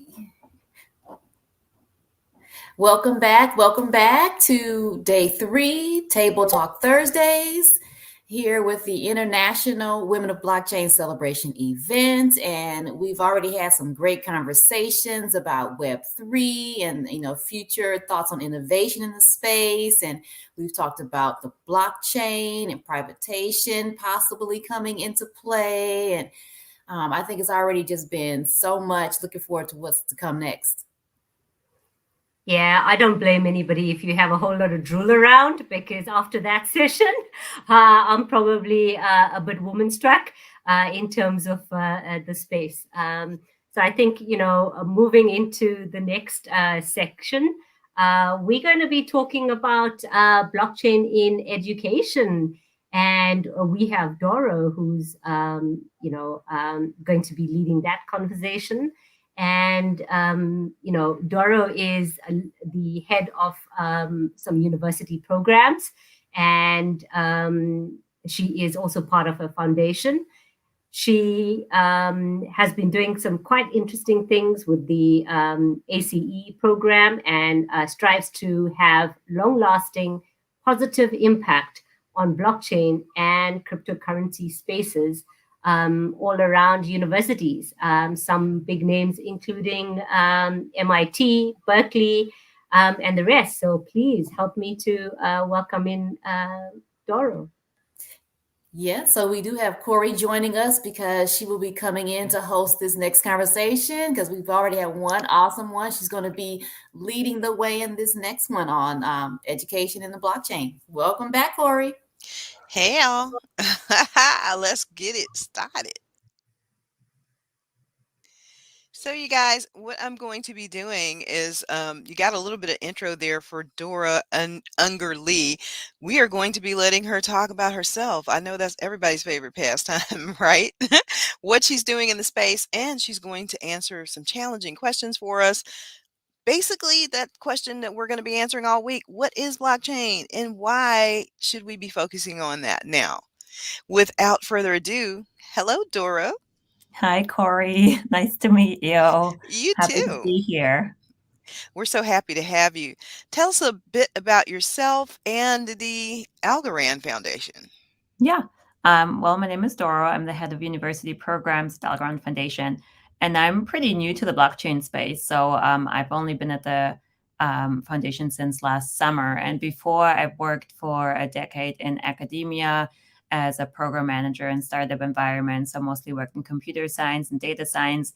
And at a previous role at UC Berkeley in the West Coast in the States, I became familiar with some researchers in the field of cryptography. And that's the first time I really heard about, cryptocurrency. So that was in 2015. And I thought it was interesting. And I really like driving new fields and startup environments in academia. And that's how I came on board at the Algorand Foundation, where we're trying to really engage universities, students, researchers, faculty, and get blockchain technology on the map for academic fields and research and education, most of all. Absolutely. I know that you have a presentation that you want to share with us, and so we're going to let you do that. All right, cool. We're interested to see what you're bringing to the good. stage. You're seeing it already. Perfect. Wonderful. Okay. So I just want to talk about the intersection of academia and blockchain, because they sort of seem like they should be very far apart from each other, but there's actually a lot of intersection and cross-fertilization happening. And I want to talk about the intersection and sort of 4 different concepts. So one of them is curiosity. So what I can see in my role right now, and has been, in the university field in the blockchain space, is a lot of interest in the space from research and education. And in order to keep that curiosity spark sort of going and trying to establish blockchain technology and cryptocurrency and digital assets and so on as a field, we need to keep that curiosity spark going and support blockchain support blockchain research and education. That's, for us, I think, just the way forward. Another concept I want to talk about is the concept of community. So since blockchain has so many use cases, it's so multidisciplinary and spans really across all fields, from computer science to law to economics, you name it. And it's really important to foster an inclusive community and get people together and build courage among this new generation of blockchain natives that will go out and build cool, new, innovative, good things on blockchain. Thirdly, global scale. So it's not only about what happens at the intersection of academia and blockchain, but also where it happens. It really happens everywhere. So as part of my role, I interact with universities around the globe, really, from Pakistan to Australia, from Germany to the United States, and everywhere you can see this interest. There's more and more classes, more and more research going on in the space. So it's really important to think about blockchain, though, globally, and consider inclusive use cases, because that's the only way forward. So we have to work together with academia to create these synergies and pretty much pair the brightest minds together with this new mind-blowing technology and see where it takes us. And last but not least, sustainability. Sustainability is just the green vein that runs through everything. There must be the foundation, not a feature. And blockchain universities must work together to achieve sustainability. And how not, other than with the smartest and brightest on the planet. So let me first talk a little bit about the concept of curiosity. So a lot of things about blockchain academia are already going really, really well. So we see an increasing interest in the technology and cryptocurrencies, and we see course offerings happening and really big schools, and we see some universities are now even accepting crypto for tuition. We see more and more student associations pop up, like especially in the last 6 months, student associations, student clubs, societies, they're really popping up like mushrooms everywhere because everyone feels the excitement of the space, and the students are really driving this forward. And then we also see more and more events, so hackathons, DApp competitions, like there's really an interest and a fun and an excitement in the student realm, where people really get more energized by it, and there's more and more movement happening in academia. Just to illustrate this a little bit, just a couple of news clippings. So Wharton is a big business school in the States. They're now accepting payment in form of crypto. UC Berkeley, which is one of our partners, they're teaching a very reputable Web 3.0 class, and also include some of our researchers as lecturers. We've recently supported some blockchain hackathons and DApp competitions at Imperial College here in the UK and the Monash University in Australia. And we also recently supported the University of Melbourne with tokens for research and curriculum development. So this is just a small snapshot of what's really going on in the world, but it's amazing how more and more higher education institutions are really diving in here. But at the same time, there's also some roadblocks and some issues that researchers, students, and faculty in the blockchain space are still struggling with. One of them is that there's still not enough blockchain courses at universities. So we see them come up, certificates, electives, people are thinking about it. But in order to get new curriculum on the map in a lot of universities, just not that easy. So, and often we have faculty who are really, really interested in the field, but they also need training and education. Often universities just simply don't have the funds to invest diving into a new field, starting things from scratch, and hiring new and different people. And a lot of universities also struggle with limited agility. So they can just not, pick themselves up by the bootstraps and start a new field, hire a few people, do a new class, do new capstone projects, just all not that easy. And since blockchain is so multidisciplinary, it's also hard for universities that are very siloed, because often since the use cases and the interdisciplinary work is so prevalent in blockchain, it is hard to house blockchain courses in just one department. So it's really something that multiple departments and people need to work together. And lastly, I call it the crypto fear. It's just there's still a lot of hesitancy towards cryptocurrencies in the blockchain space, and people don't really understand it. So some universities are also hesitant to really dive in there head first and learn more about it.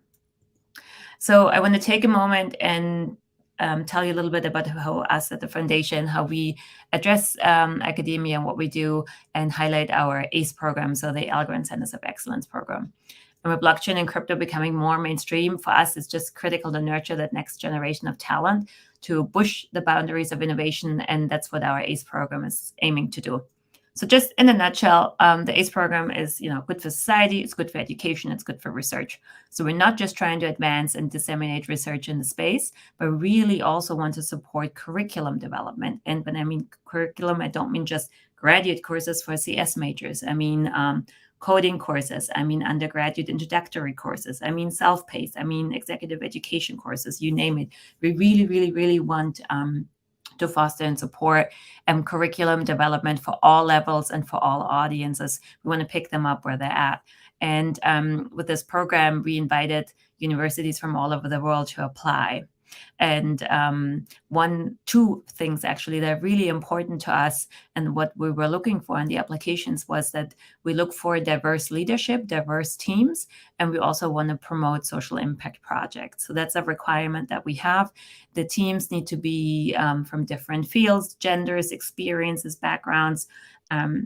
We specifically invited applications from cross-geographically international collaborations. And then the social impact sustainability aspect is just very crucial to us. So we're looking for universities that are really trying to use blockchain to do good in the world. And just a quick update in numbers. So we're hoping to fund around 10 centers with about $500,000 to $1 million a year, about 3 to 5 years. And then so far we've received 77 proposals with over 500 participants from a total of 46 countries. So we have performers on applications from the Fiji Islands to England, from Bangladesh to New York. It's really people from all over, and we're very excited. The winners of the program will be announced very soon this spring, and we're hoping to build a long-lasting network of academic institutions that can really make a difference. So in a nutshell, you know, I said a lot of things are going well, some things are not going so great right now. But in general, I think what we need to do is we need to support really getting ideas off the ground and getting the fundamentals right in blockchain education and starting right from the beginning. We need to train the next generation. We also need to train the faculty. We need to enable students to train each other, so-called peer-to-peer training. So we really need to invest into curriculum development, educational offerings. By diversify, I mean, we really also need to take this as an opportunity to look outside the box, so not to just look at the United States and Europe, but consider use cases and application, and also the need for blockchain education across the globe. So looking at Africa, looking at Asia, looking at India, and really, and that's what my last point here considers is we need to reach out to everyone and consider their stories and their use cases and what they're trying to get out of it and where their needs are, and meet them where they are. And I think blockchain is such an inclusive space that we really need to be able to shape this from the beginning. As someone said earlier, you know, it's like a baby that puts stuff in their mouth. So in the stage of infancy, I think we really have the possibility to make an impact and be inclusive from the start. So going back to my 4 little concepts here, I want to address global scale next. So in order to reach out to a global community, you also need the right technology. And at this point, I want to just provide a little bit of background about Algorand. So Algorand is a sustainable high-performance blockchain, and it's particularly designed for at-scale global innovation. So we have an average daily on-chain transaction volume of about 2 million a day, and with over 50 million non-custodial wallets across the world. The founder is this nice gentleman here, Silvio Micali. He is the founder of Algorand. He is the winner of the Turing Award, which can be compared to a Nobel Prize. He also won the Gödel Prize, RSA Prize. He is the co-inventor of zero knowledge proofs, verifiable random functions, and also probabilistic encryption. He's also said to have solved the blockchain trilemma. So, you know, how blockchains can either be secure and scalable, but not decentralized, or they can be decentralized and secure, but then not scalable. So Algorand is to have solved this trilemma with a pure proof of stake model. The 4 key facts that, you know, are very memorable about Algorand is it's carbon neutral. Transactions are super fast with over 1,000 transactions per second. There's near zero transaction cost. There's never a duplicate. So there's no soft forks, minimal hardware nodes, and no minimum stake. There's no stake delegation. And it's just really doesn't use a lot of energy. It's very, as I said, it's carbon neutral. But scale, that brings me to my 3rd concept, isn't only valuable if it's based on community. So considering how blockchain application spans across geographies, economies, and experiences, inclusivity is key, and also that community building aspect of it is key. And I want to just show a little bit about the Algorand Foundation's mission. So we have 4 pillars, as you can see, and I really want to underline networking effects that come out of the community and the positive synergy, and also diversity. So in order to create innovation, we need to be with people who think differently, have different experiences, and live in different parts of the world. So our main goal is to really get people together from different areas and really foster innovation. And in terms of communities, so we currently have over 500,000 active members across various social channels. We have more than 1,000 ambassadors and community champions across 80 countries. And from our point of view, in a really decentralized environment, it's also the community members who make the decision. And that's why we have our community governance model. Lastly, I would like to address sustainability, which I sort of call the green vein that runs through everything.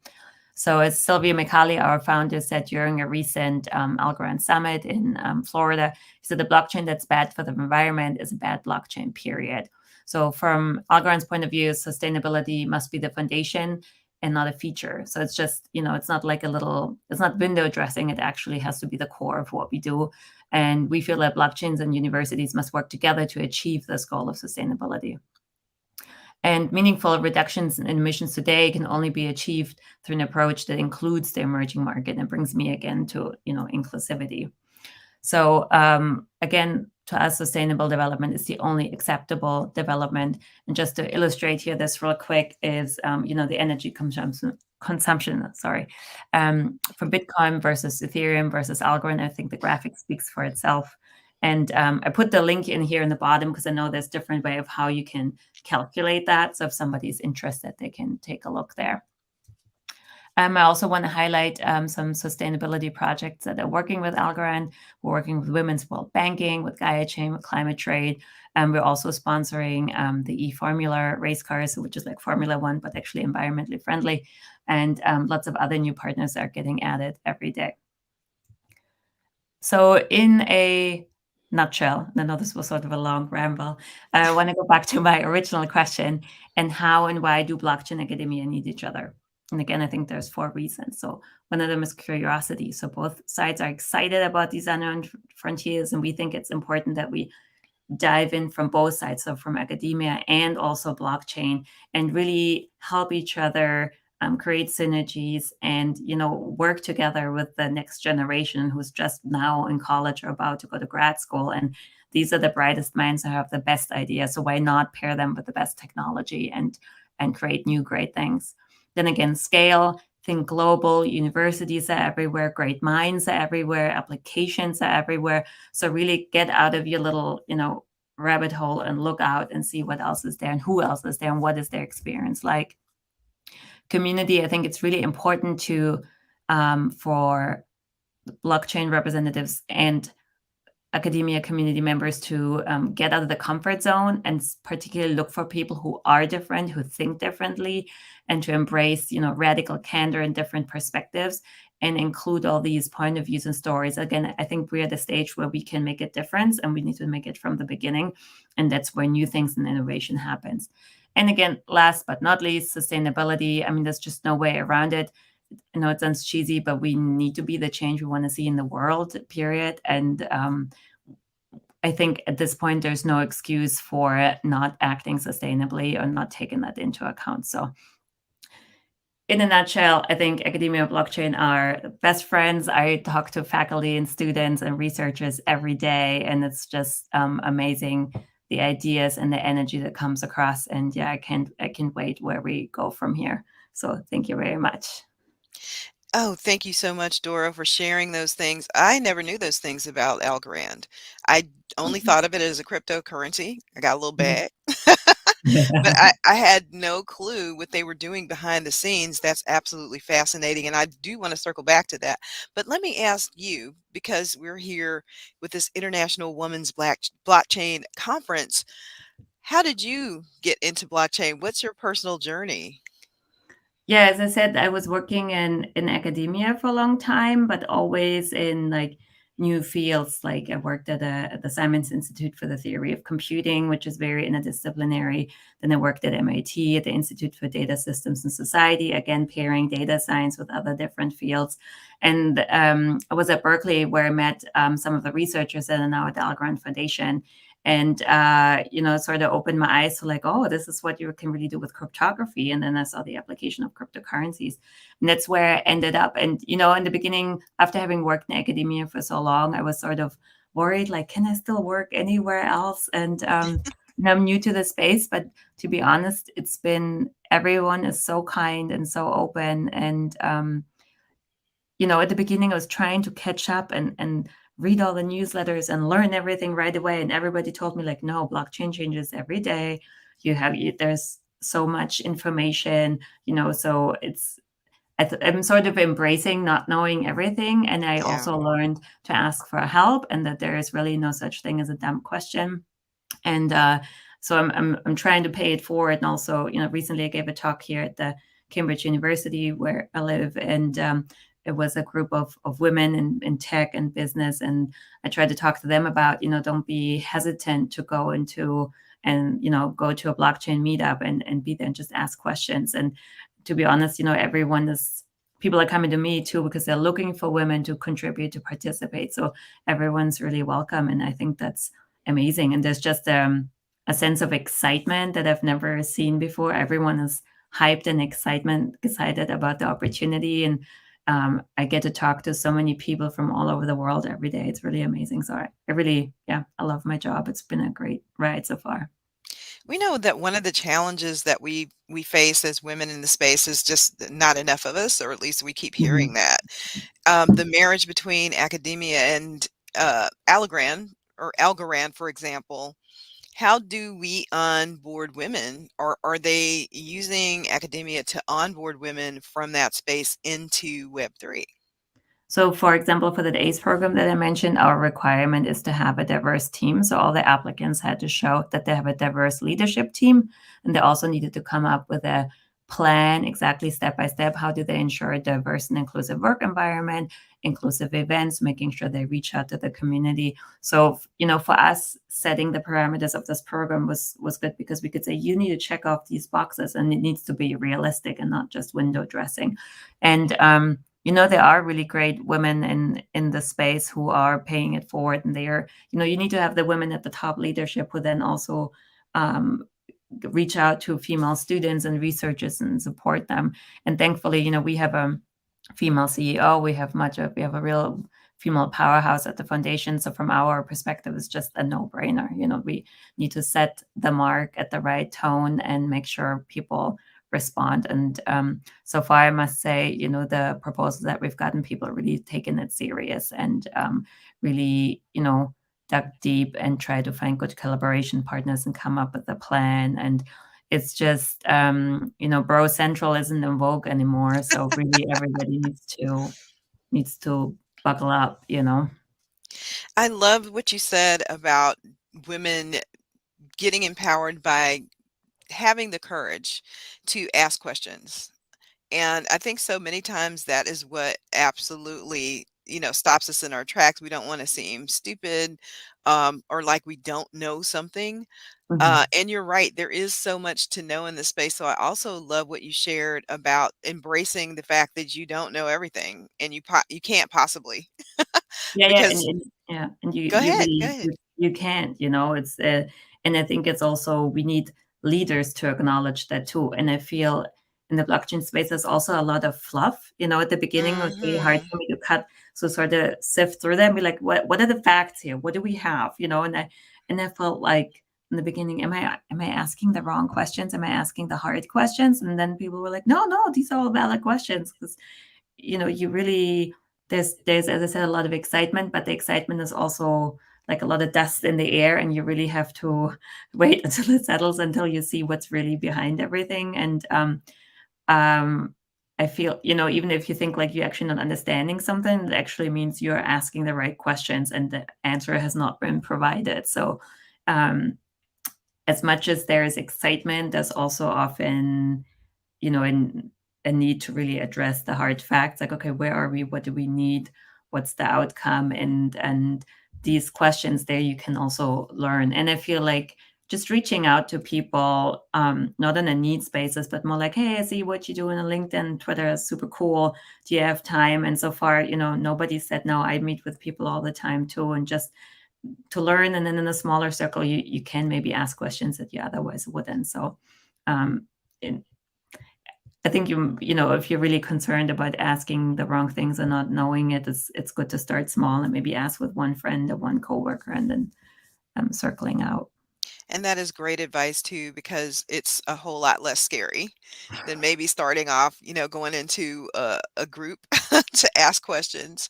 Yeah. And you made another point here, because this is so new and because it is in its infancy, there really are no experts here. Or, you know, there Yeah. really aren't. People can self-style themselves as such, and there are people who may know a little bit more than you do. Yeah. But just remember that it's still really new, and that we're all still in the learning phase. Yeah, And I that's feel like, great. sorry, yeah, and I feel like that's why education is so important, you know, because then you can at least say like, okay, here are the basics. Are you interested in DeFi? Here are the courses that are DeFi related, you know, to really just get it out there and normalize the curriculum more. I think that's important. Do you have a Twitter handle? Where can people contact you? Oh, it's I can share my screen again. It's just my name, super boring. Dora Angrali. I don't know. Can you see that now? Not yet. Oh, what do I have? Share screen. Okay, there we go. Oh, well, it's just Dora Angrali, so it's really just my name. Oh, there you go. Yeah, there it is.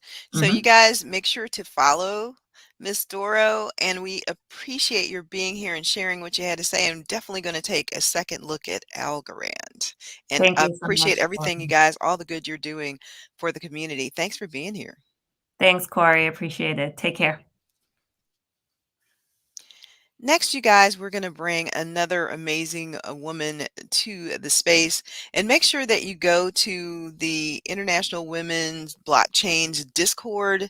You can join us there for more information on any of our speakers. So make sure you get into our Discord to get that good alpha. I'm going to introduce to Hane, who's going to talk to us some more about that wonderful question that we will hear throughout this conference. What is blockchain and why is it relevant to us now? Hey, Hane. Hi, do you hear me? Yes, I do. Fantastic. Well, thank you so much. Very happy to be with you. I'm just going to take a sneak peek at my real face. I'm wearing a mask because I'm literally in an airport, which speaks really well to what international women in business are. They're a lot in traveling, and that's very much my case. But I'm really happy and really glad it all worked out, and thank you for facilitating that. My name is Hannah Bizad. I am from Morocco. I grew up in Rabat, and I studied in France and in the US, and I started my career in Paris, working as a digital strategy consultant, but also involved in the social entrepreneurship space. And eventually in 2017, I decided to move back to Morocco and start a new chapter as a repatriate entrepreneur, to set up a coding school that eventually became the first North African coding bootcamp, and was followed by many other initiatives, which I'm very happy about because it was the whole point. And aside from it, I set up a nonprofit, which name is Dlt, so it means village tech. And the idea was to bring tech education to rural areas in order to empower vulnerable communities and focusing on women. And to this day, with Dlt, we've trained for about 400 people, mostly in Morocco, but we've also started partnerships around the continent. And I was very happy to also get involved aside in many different initiatives in the African continent, be it through AfriLabs or I4 Policy. Eventually moved to Kigali in 2020 to work with Smart Africa and to advise the 32 governments that are part of the alliance. So 32 governments that are trying to align on a strategy for digital transformation in the continent and become a single digital market. So with that experience and having seen a little bit of what it is to work with governments, I eventually decided to create my new structure to hold new projects. So I'm really happy to be in an airport now because I'm able to fly back to Morocco. Morocco was closed for a few months, and I'm just back from Guatemala to go to Morocco to be able to set up the North African chapter of the Blockchain for Supply Chain Association, which is the theme I'm gonna explain, and perhaps dive a little bit more into what it is important to do such effort and to really share education. I think Doro explained very much the needs, and I'll expand on that. The thought process behind the Blockchain for Supply Chain Association, and why it is for me so important to set it up. It will be the first African chapter of this association, of this global association, and hopefully the first of many. But the idea for me was to think of the places where blockchain can display and show real impact. And we know that one of the challenges of the continent, and of course, we have many realities in between, places like Morocco, where there's relatively good infrastructure in terms of telecommunication, but also in terms of transportation, to other places in the continent where sometimes it's a bit more challenging. I'm thinking Central Africa, for instance. And it's an impediment for entrepreneurs and innovators that are doing a fantastic job. So for me, blockchain has to come as a support to really empower people. And typically, we will start the activities of the North African chapter focusing on how blockchain can empower farmers. So bringing farmers, but also bringing obviously large corporates, typically l'Office Chérifien des Phosphates, which is OCP, which some of you might know. It's the largest Moroccan company. It's the fourth largest company in Africa. And it's investing a lot in education. And I very much believe in creating platforms that are places for conversations to be held, generative conversations to be held in terms of spaces. So corporates or governments have a certain power, but sometimes lack the perspective of innovators that want to disrupt and to bring this power to other places. So with that being said, I'm actually gonna sit and share a little bit more about what the Blockchain for Supply Chain Association is about. So taking into account the fact that a good 3/4 of the companies are exchanging data with external organizations across various business processes, we realize also that 60% of these companies use systems that are in manual forms, faxing, managing information between organizations. And this data is actually global. When we look at Africa, it's even more. There's an opportunity here in terms of building up the data knowledge, a large opportunity, as you can say, $3.1 trillion. That is the cost of incomplete work around data.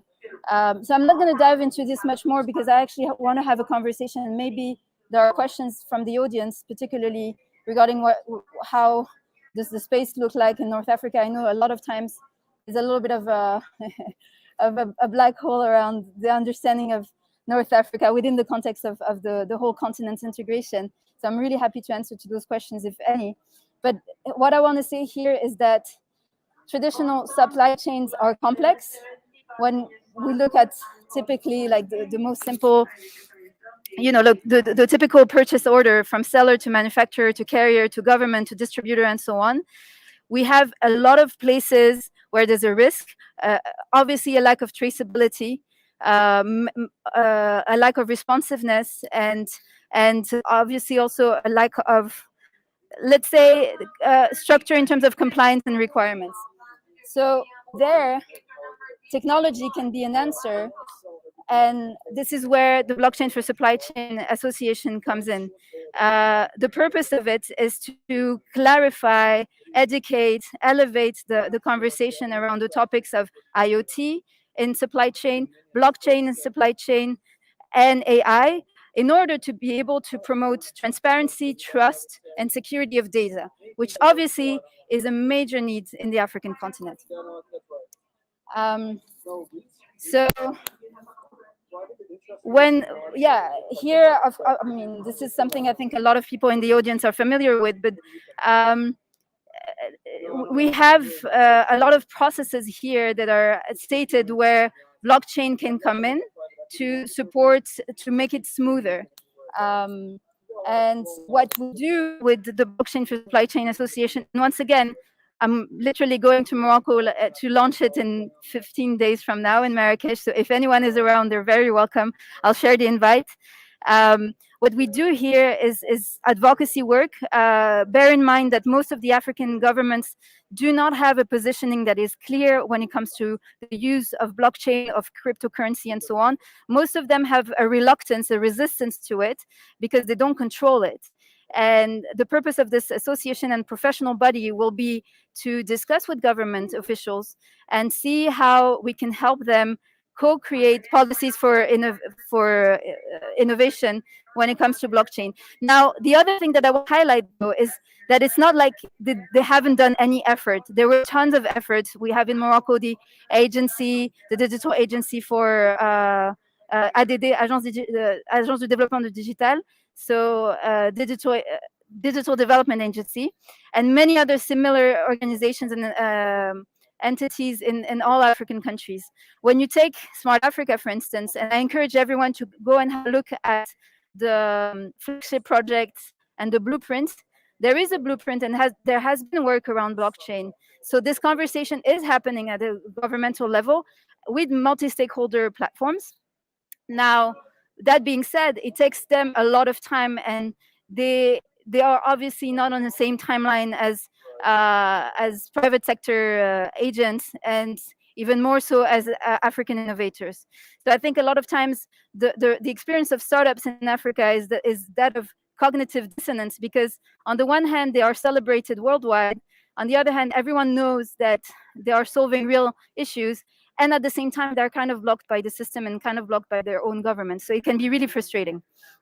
And so the whole point of this platform, BSCA in North Africa, will be to do this advocacy work and also foster collaboration. So typically, when we're launching in 15 days from now, we have a Tunisian startup, Clever Harvest, that's going to speak with other startups from Europe, but also other entities. Algorand is going to be involved because Bilal, whom Doro knows really well, is helping with the setup and the launch of this platform. And the idea is very much to, yes, cross-pollinate, bring also clarity to what's going on in the African continent. And I know for me, a change maker, is particularly important to do this work, because I realized typically in 2017 there wasn't a mapping of innovation ecosystems in Morocco, and I did the first, and then eventually from there a lot of other mappings came up, and it's fantastic. And I think it's really important, if we want to engage with all people that are interested in the space, be it international players but also people from the diaspora and so on, they need to have a place where they have reliable information that is up to date. And so by bringing forth this collaboration, we will be exactly sensing the pulse of what's going on in the industry and be able to create more elements, more points of references for people to understand what they can, the opportunities basically. And of course, educate. So we have a set of trainings that are, whose target are usually corporates, but also startups and individuals. And we hope that by doing so, we will increase and elevate the level of understanding of blockchain. Thank you very much. I'm happy to take one question, and then I have to take my flight.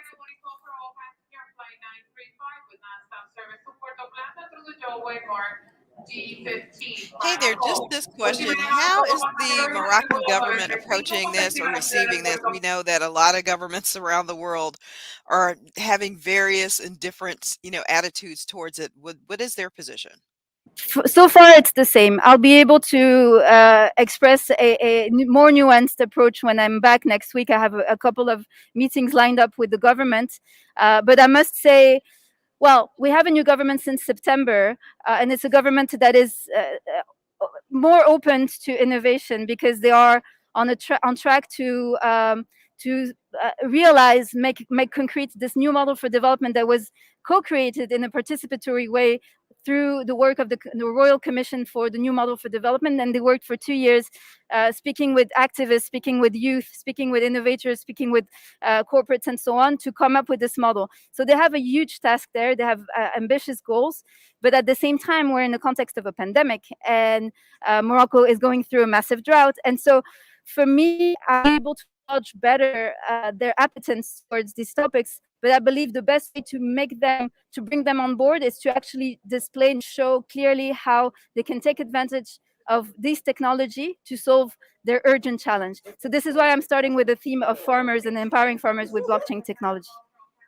Thank you so much for sharing. Have a safe flight. Thank you for being Thank with you us. so We know much. your It time is was a precious. pleasure. Take Thank you. care. Bye-bye.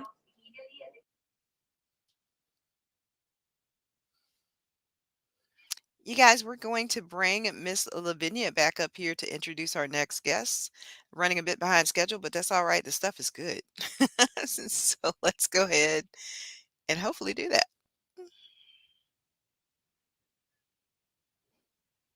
Hey, Lavinia, you're muted.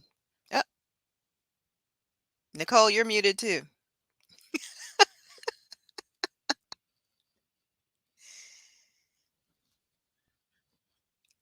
Oh, maybe it's me, but I cannot hear you. Oh, There we go. There we go. I've been very muted today, trying to stay behind the scenes, getting stuff done.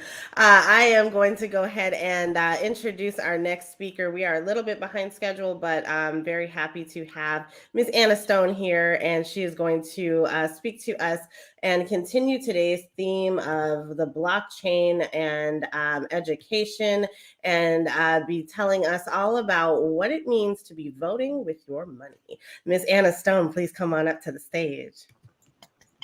Hey, how are you? Hey, ladies, how you doing? Great. Welcome, welcome. We are excited to hear this. So tell us about what we need to know about voting with our money. First and foremost, thanks so much for inviting me to join you all today. Unfortunately, I've had some software bugs to deal with, so I haven't had the opportunity to listen as much as I would have liked this morning. But what I have caught has been a true pleasure. So thank you so much for inviting me into this space and into this community to share what we're working on. And so what I'm here to talk to you about is values, money and values, and how through blockchain, we have the potential to actually think about new money systems differently that are more aligned to the values that we hope to see and promote in the world.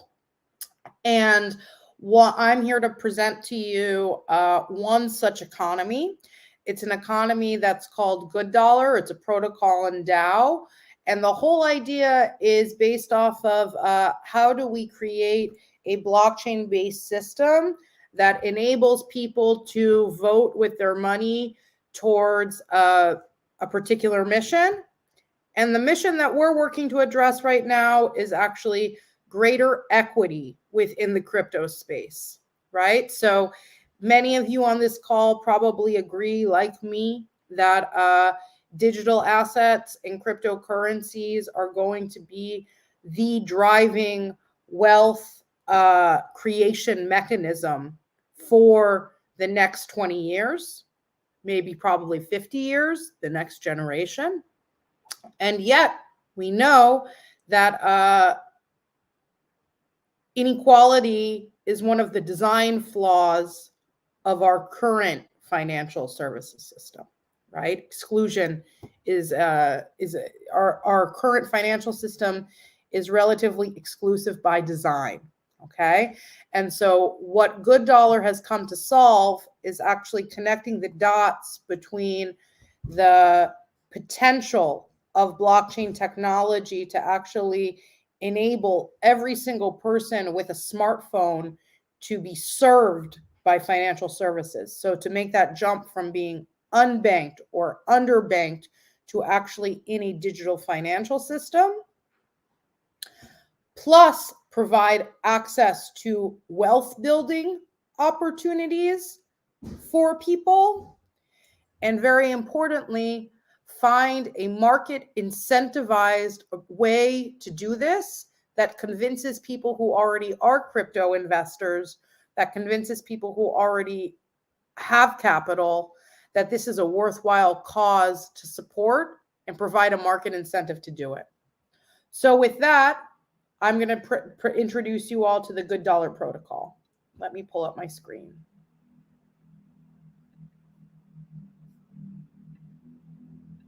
Bear with me.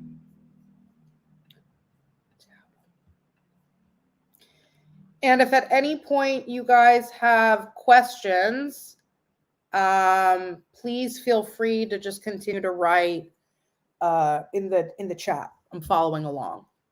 So let me make sure I'm on the private chat here. Okay, great.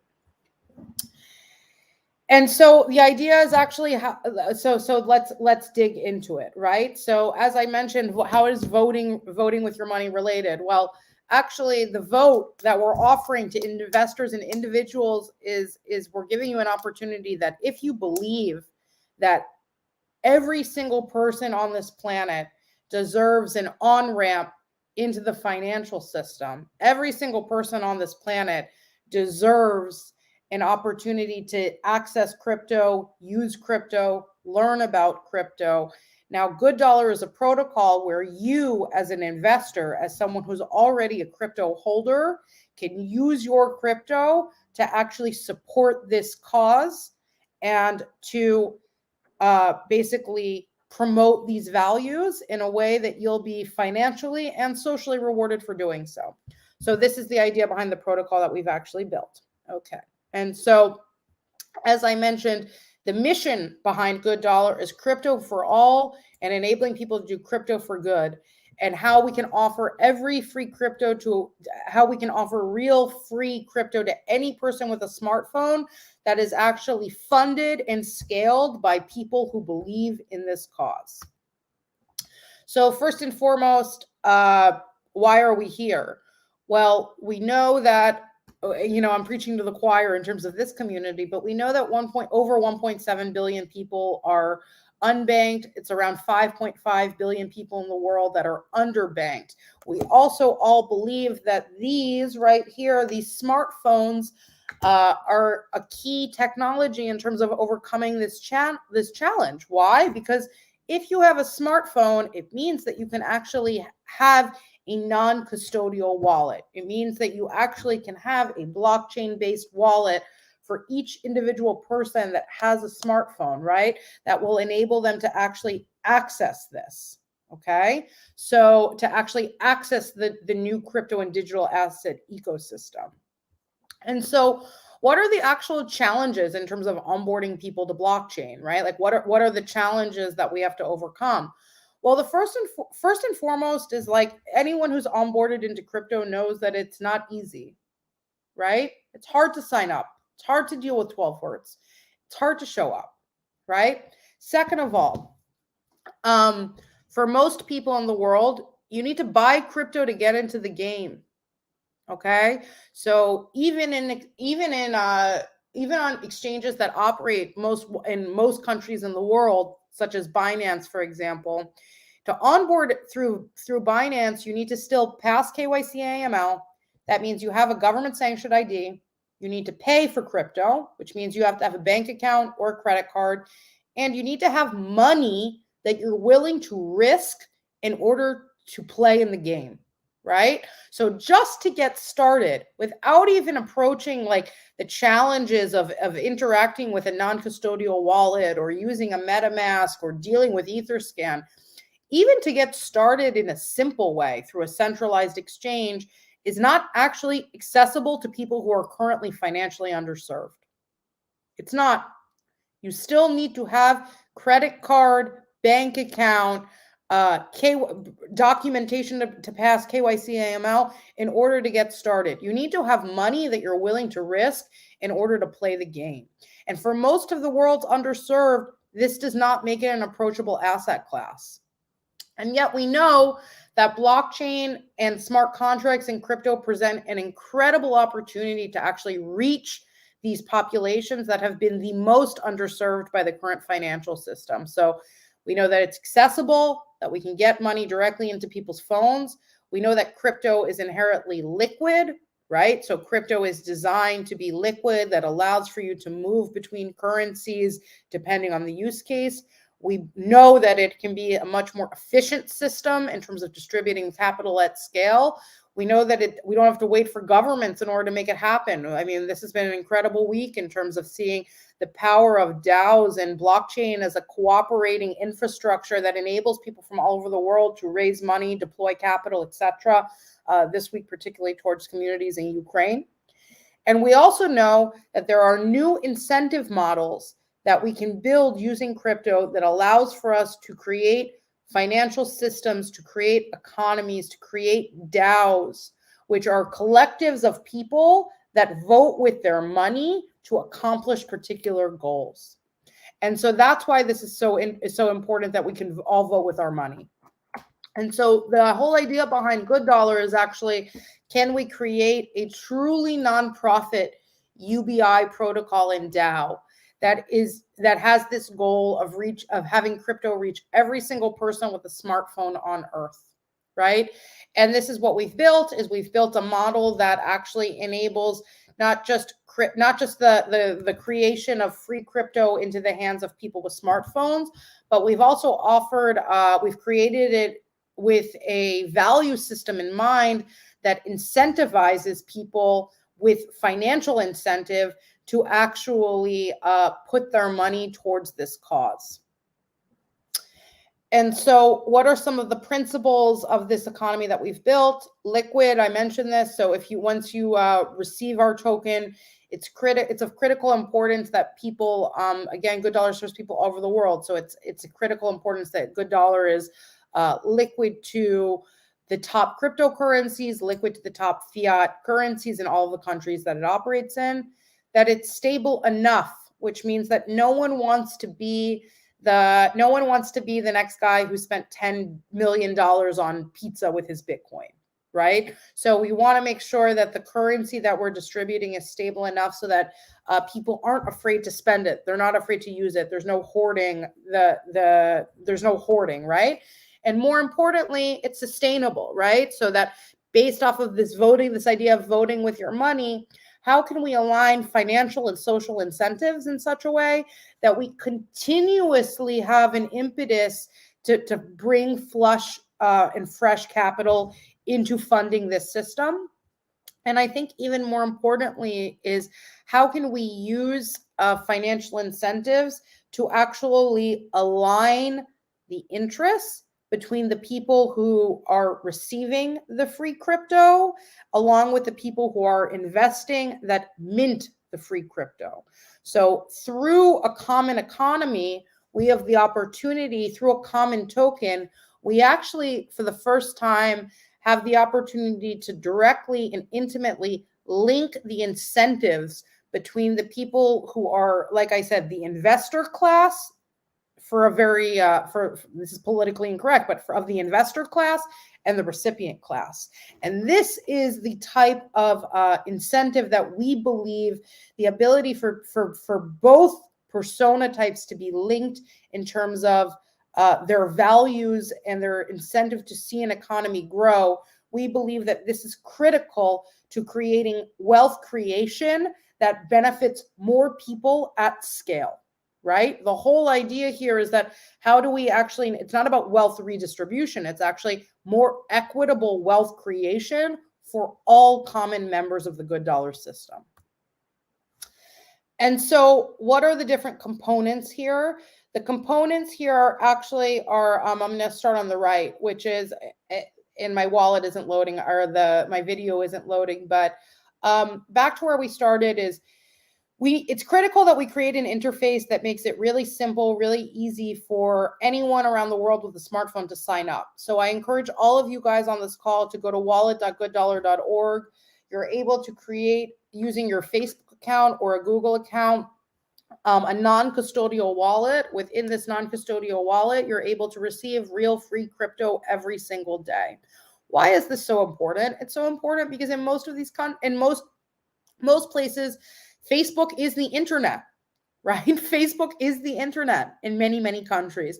And so if you want to meet people where they are, if you want to meet people in terms of where they're actually actively engaging on the internet, people are, non-technical, non-financial people are on Facebook. And this provides a pathway for them to really easily create a non-custodial wallet using social logins that they're familiar with and actually use Web 2 infrastructure to onboard people into Web 3 and where they can begin to receive crypto. The other component of this is I'm hopping up to the middle slide here, protocol, yield for good. So actually the core components of the core components of Good Dollar are the smart contracts that make the money flow work, that make the value flow work, right? So actually a set of smart contracts that create the incentive system for that basically fuel this system, that enable us to actually use a common currency that rewards investors, that is also distributed as UBI to recipients. And we also have created a DApp for you guys, for those of you guys on this call who are DeFi people. Check it out. This is actually like through this DeFi DApp, you're able to stake your crypto or buy good dollars, all of which are critical to creating the financial incentive that powers this ecosystem for all participants. So we talked about this for a minute. I forgot I had the slide here, but the whole idea here is how do we actually onboard the world's 1.7 billion people into Web3, right? And the answer is that we do it through providing a very simple experience that allows for them to begin to receive and use crypto every single day. As I mentioned to you, what are some of the challenges of crypto today? It's that you have to pass KYC, okay, in order to sign up, and you need to pay to play, right? You need to have money in order that you're willing to spend and risk in order to buy and get started. And this is exactly these are the challenges that Good Dollar solves for, is actually how do we get people onto the blockchain into a non-custodial wallet without having, where they don't have to pass KYC AML and they don't have to pay to play. Where at the end of the day, after you've claimed good dollars every single day, you're learning by doing. You have currency that you can begin to use and experiment with and begin to use to do DeFi and begin to use to invest or begin to use to do good for other people. And so this is the whole idea of actually enabling people to learn by doing through onboarding to Good Dollar, to accomplish the goal of financial education through providing a user experience. Actually, this is an outdated slide, but Good Dollar's global adoption, what have we done? How widely are we used? So since we've launched this system, we have onboarded well over 300,000 people around the world into the Good Dollar, onto Good Dollar. That's 300,000 people that we've basically onboarded into Web3. Of those people, we actually have 80,000 of them return to the Good Dollar wallet daily to claim free crypto UBI. What was at one point 100,000 transactions, we're actually verging on 1 million transactions. This is after a few months. And I think what's really important about this is in terms of what's important for me as a founder here is the question is, are we actually achieving our mission? Are we actually reaching people who are the most underserved, right? And the data that we get from our users and the feedback that we get from our users actually reflects this, right? So the vast majority of Good Dollar users and the active Good Dollar users are those that are really coming from emerging economies that are suffering from inflationary currencies. Okay. And so what we see is that in nations like Nigeria, Vietnam, Indonesia, actually the Philippines is a top country for us over the past few months as well. India as well. These are often countries where, first of all, you have a high degree of cell phone connectivity. Second of all, you have let's say a high percentage of the population qualifies as unbanked or financially underserved, if you will. And third of all, inflationary currencies, often countries where inflation and variability of the national currency is just a fact of life, if you will. And these are the three characteristics that we see as actually impacting and really strongly contributing to where Good Dollar is being used and being used the most regularly by people. As I mentioned, we rely off of DeFi, and the topic here is how do we vote with your money, right? And we enable people to do it through DeFi. Essentially, this is how you can vote with your money, which is that we say that for yield farming has emerged as one of the most powerful use cases in DeFi. Yield farming is basically staking. You lock your money into a loan pool, it's loaned out, you as the original staker earn interest on it. And what we offer you to do through Good Dollar, what the Good Dollar protocol offers people to do, is the ability to stake their money to Good Dollar and divide their earnings. Okay, so that your earnings, a portion of the earnings actually go back to the supporter or the staker who has staked their money and directed that money towards this cause, okay? While also knowing that a portion of those funds are going directly into the free distribution pool that's being claimed as UBI as recipients, okay? And so what's really critically important is that supporters actually are receiving double bottom line returns. So we've borrowed this concept from impact investing, right? Which is that how can we offer people who want to do well while doing good an opportunity where they actually don't have to donate their money outright in order to make a positive social impact. And so the Good Dollar system is actually designed to enable people who want to do good with their crypto a channel to do so.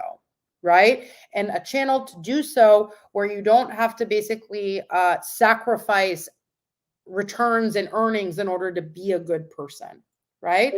And so this is why when you look on our DApp, actually when you stake for Good Dollar, what you see is not just the annual percentage yield that your money generates, but you also see your social annual percentage yield, which is the idea of how much value did your money generate that was distributed to others.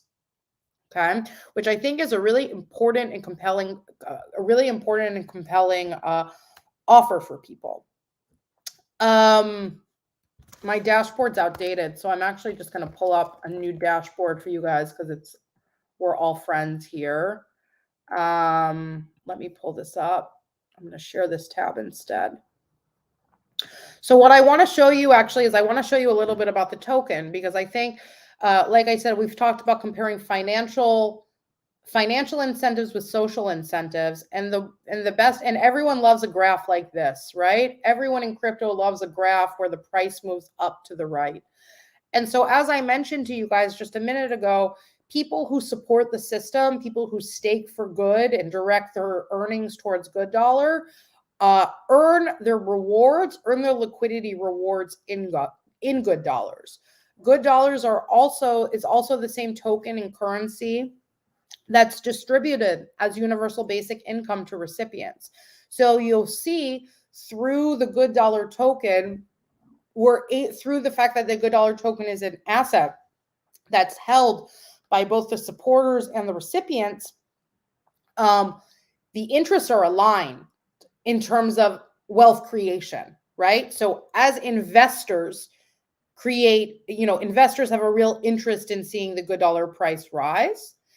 As that happens, it increases the value of Good Dollars that's distributed as UBI, and it increases the value of crypto that's held by all of the members of the system.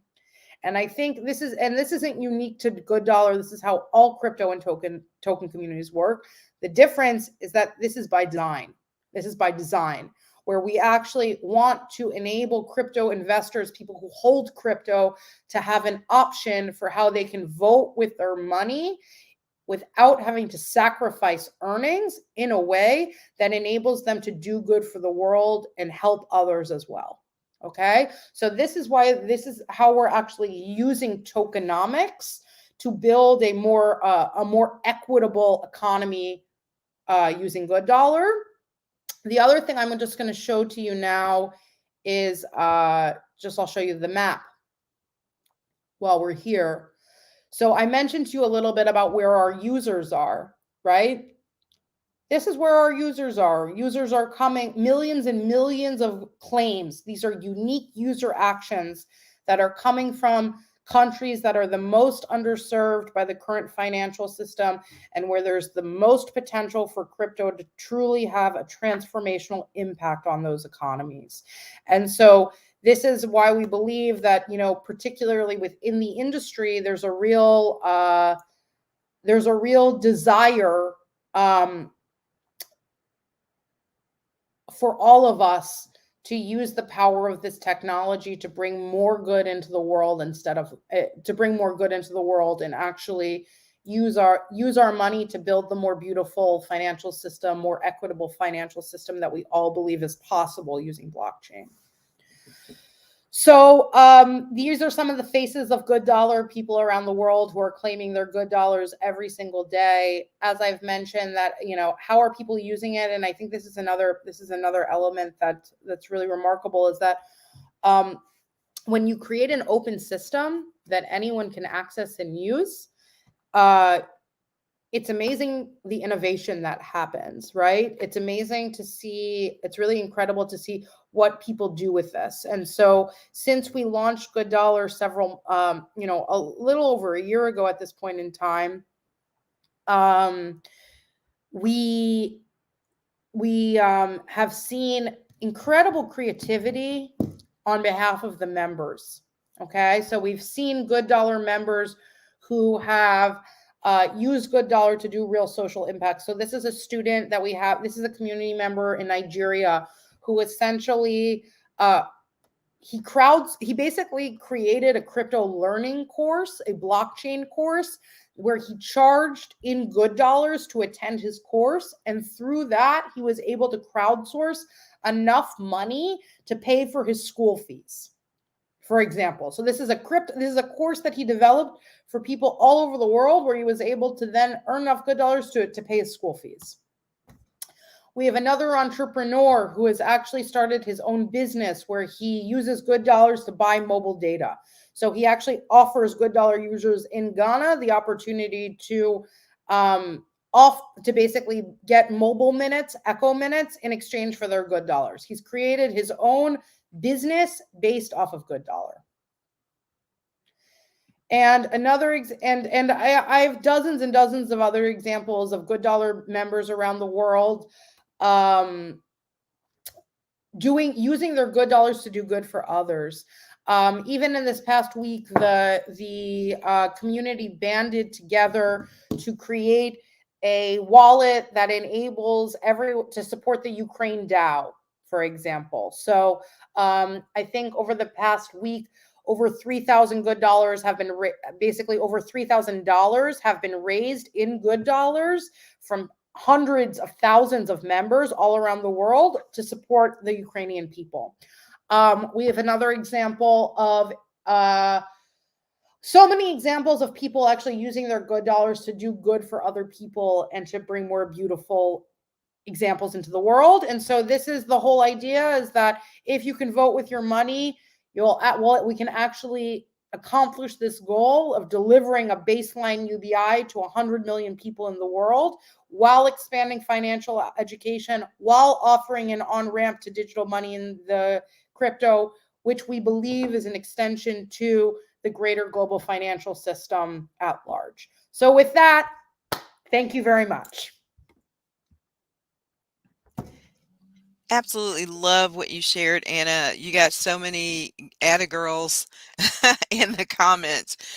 What you shared was exactly what we want to see in Web3. It epitomizes exactly what Web3 is supposed to be about, and it answers the why crypto question that everybody has, because it is about the people and empowering the people. Let me ask you this question. What is Good Dollar doing? And I see all the good you're doing all around the world, which is amazing. How have women responded to this, or is there a plan to onboard women or do something specifically geared toward women? It's a great question. So where we stand right now is essentially 70% of our users are men, 30% are women. As you can imagine, I see that as an opportunity and a challenge, right? Rather than a fact of life, which is, women learn money in community. This has been proven time and time again. Women learn about money in community. Yes. And so I believe that really fostering and encouraging communities that are focused on women is the right way, and using Good Dollar as a free open infrastructure that enables them to have this free learning tool is really a powerful way to onboard more women into crypto.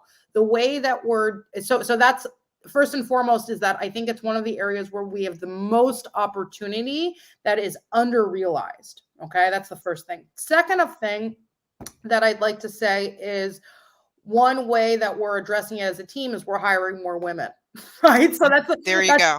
There you go, right? So the first way to address that is at home, right? And so hiring more women for the team, hiring more women for product, hiring more women for everything, right? Second of all, what we've done is we've actually just created a grant program. I'll find it and I'll put it in the chat, because one of the things that we're doing is we're starting to offer grants to we want to, oh God, I'll find it in 1 second. We want to offer grants to organizations that are specifically focusing on onboarding women into crypto, onboarding women into Web3, because we believe that, organizations that have that as a goal, if you will, are the best served to actually use Good Dollar as a meaningful tool in that process, right? So one example the one grant that we've given is actually to a women's group in Zimbabwe. That is, it's actually not even a financial education group. It's endometriosis. That's like the community group. And what we've done is we've given a grant to that community group, which is basically focused off of like onboard one another to Good Dollar, continue to use one another. So the idea is actually like getting hundreds of women that are already aligned in this one particular community signed up and using it. I'll tell you that this is my open call to anyone here, which is that if you know of groups that you think will be interested in Good Dollar as a learning tool and teaching Good Dollar, and you have community groups of women who are also mission aligned here, we're giving grants, we're looking for partners, we're ready to go. The system is up. You don't need us to get started. You can just take wallet.gooddollar.org and start signing up your community groups, get women into the game. Anna, thank you so much for being here. What you shared is invaluable information. You guys heard that alpha about the grants. If you want to find out more, go to the IWB website where you can get into our Discord and have access to our speakers and the information that they shared here today. Also to our Twitter page and all of our social media platforms. Again, thank you for being here. What you're doing is incredible. Thank you, Corey. Thank you so much for having me, and I look forward to being an active member of this community. Absolutely. Bye. Take care. We absolutely love it, love it, love it. Every single bit of it. Thank you so very much, Corey, for doing a stellar job in terms of the moderation. And we've learned so much. I mean, from DTL to DAO to DApps. I think, the audience, a big shout out to you guys for being so engaging. Any sort of last words from you, Corey? No, I'm excited to be here. You guys have heard the potential, the future, what's happening presently from so many amazing women who are out there doing the work. Just continue doing what you're doing, keep building, and keep being a witness for what's happening here in Web3. Yeah, absolutely. And I couldn't help remember, as Anne was actually talking, I came across a startup in Africa that's literally, allowing for crypto wallets to be created using USSD code. So not even requiring the internet and allowing people that accessibility into it. And, I think these kind of cases or use cases and applications are going to be so much more, that we're going to see coming through. Just some shout outs to our audience members, CYN 1908 and and a few others. I think thank you so much for keeping the conversation rather engaging. Dr. Tammy as well. Yeah, it's been brilliant. So thank you so very much, Corey. And we'll see you again soon. Bye. Ciao. So just to keep things going, we have a few reminders. So today's session is not going to end here. That's the good news. We're actually going to be doing an AMA, that's Ask Me Anything session through our Discord. So we encourage everyone to really come join us on that platform. It would be great to see everyone there. And now I'm going to have the honor of bringing up Yinka, who is the founder for IWB, and to give us some closing thoughts. I mean, what was your feeling like, Yinka, throughout today? Man, it was excitement. I love it from the beginning. Our keynote speaker, Savannah Evans, all the way through the ladies during the panel discussion for privatization of blockchain, as well as our two blockchain education speakers, Doro, as well as Hene, and finally Anna. Hearing about the ability to vote with your money, the ways that Good Dollar is helping communities all across the globe. I think it's fantastic. It's exactly what we want to present to all of you during this month-long celebration. You're getting an introduction to seeing what the women are doing in this space. So now you know, and that's only part of it. That's not even half of it. We still got a lot more to come. Tomorrow we have Futuristic Friday. We're in the metaverse, blockchain and metaverse, they go hand in hand. And there's so much out there that's going to happen. And I'm really excited about that one. It's going to be fun. It's going to be exciting. It's Friday, right? And Friday is the time that you get to enjoy and entertain and, giggle, act like the little kids for a second. So we're going to bring you on a journey. You're going to be introduced to so much that's being created. And by the time it's over, you're going to say, you know what, that other company, who?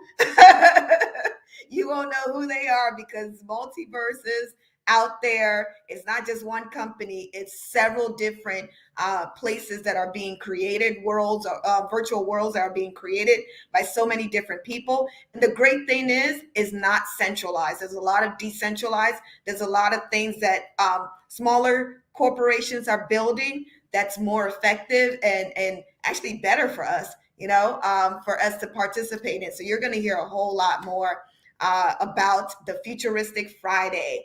And then we do have, our super sponsor Saturday, where, you get to meet some of our sponsors, their representative, as well as you get to get in tune with marketing when it comes to this space. We do have an individual that will be presenting her marketing presentation and maybe fielding some questions during that time. We also understand the importance of mental health and knowing how to center yourself, be aligned and in tune with your creativity, with yourself, with your family, and your community. Mental health is very important, especially since we're going through a whole lot in our physical world right now. So we want to make sure that you guys know how to tap in, how to zen yourself, and breathe, right? So we have Dr. Lamney, who's going to join us on Sunday. I'm really excited because she has this thing with the bells, and it's just so calming. I can't wait, honestly. I think all of our committee members can't wait.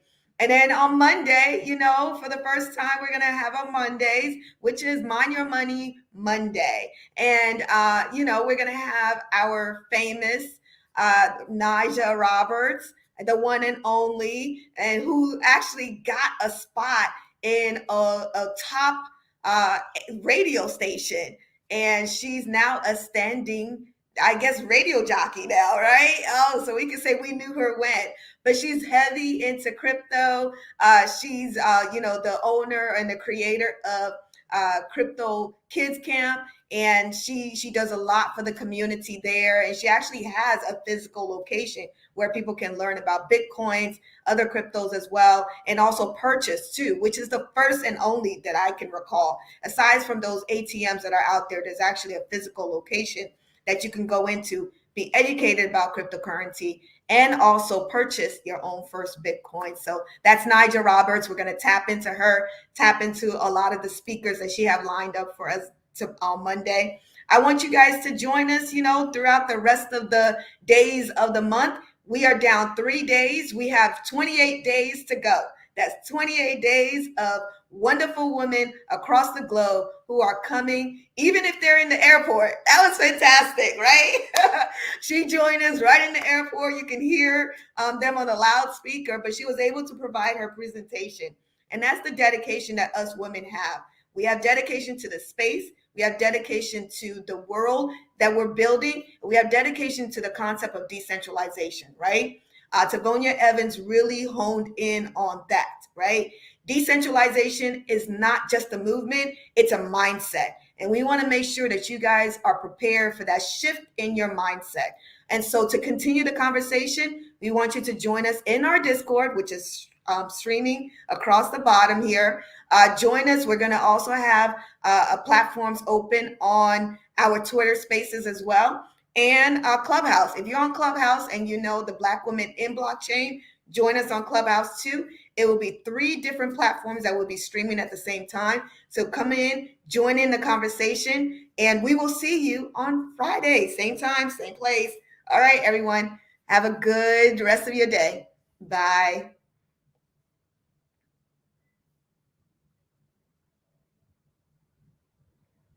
Thank you.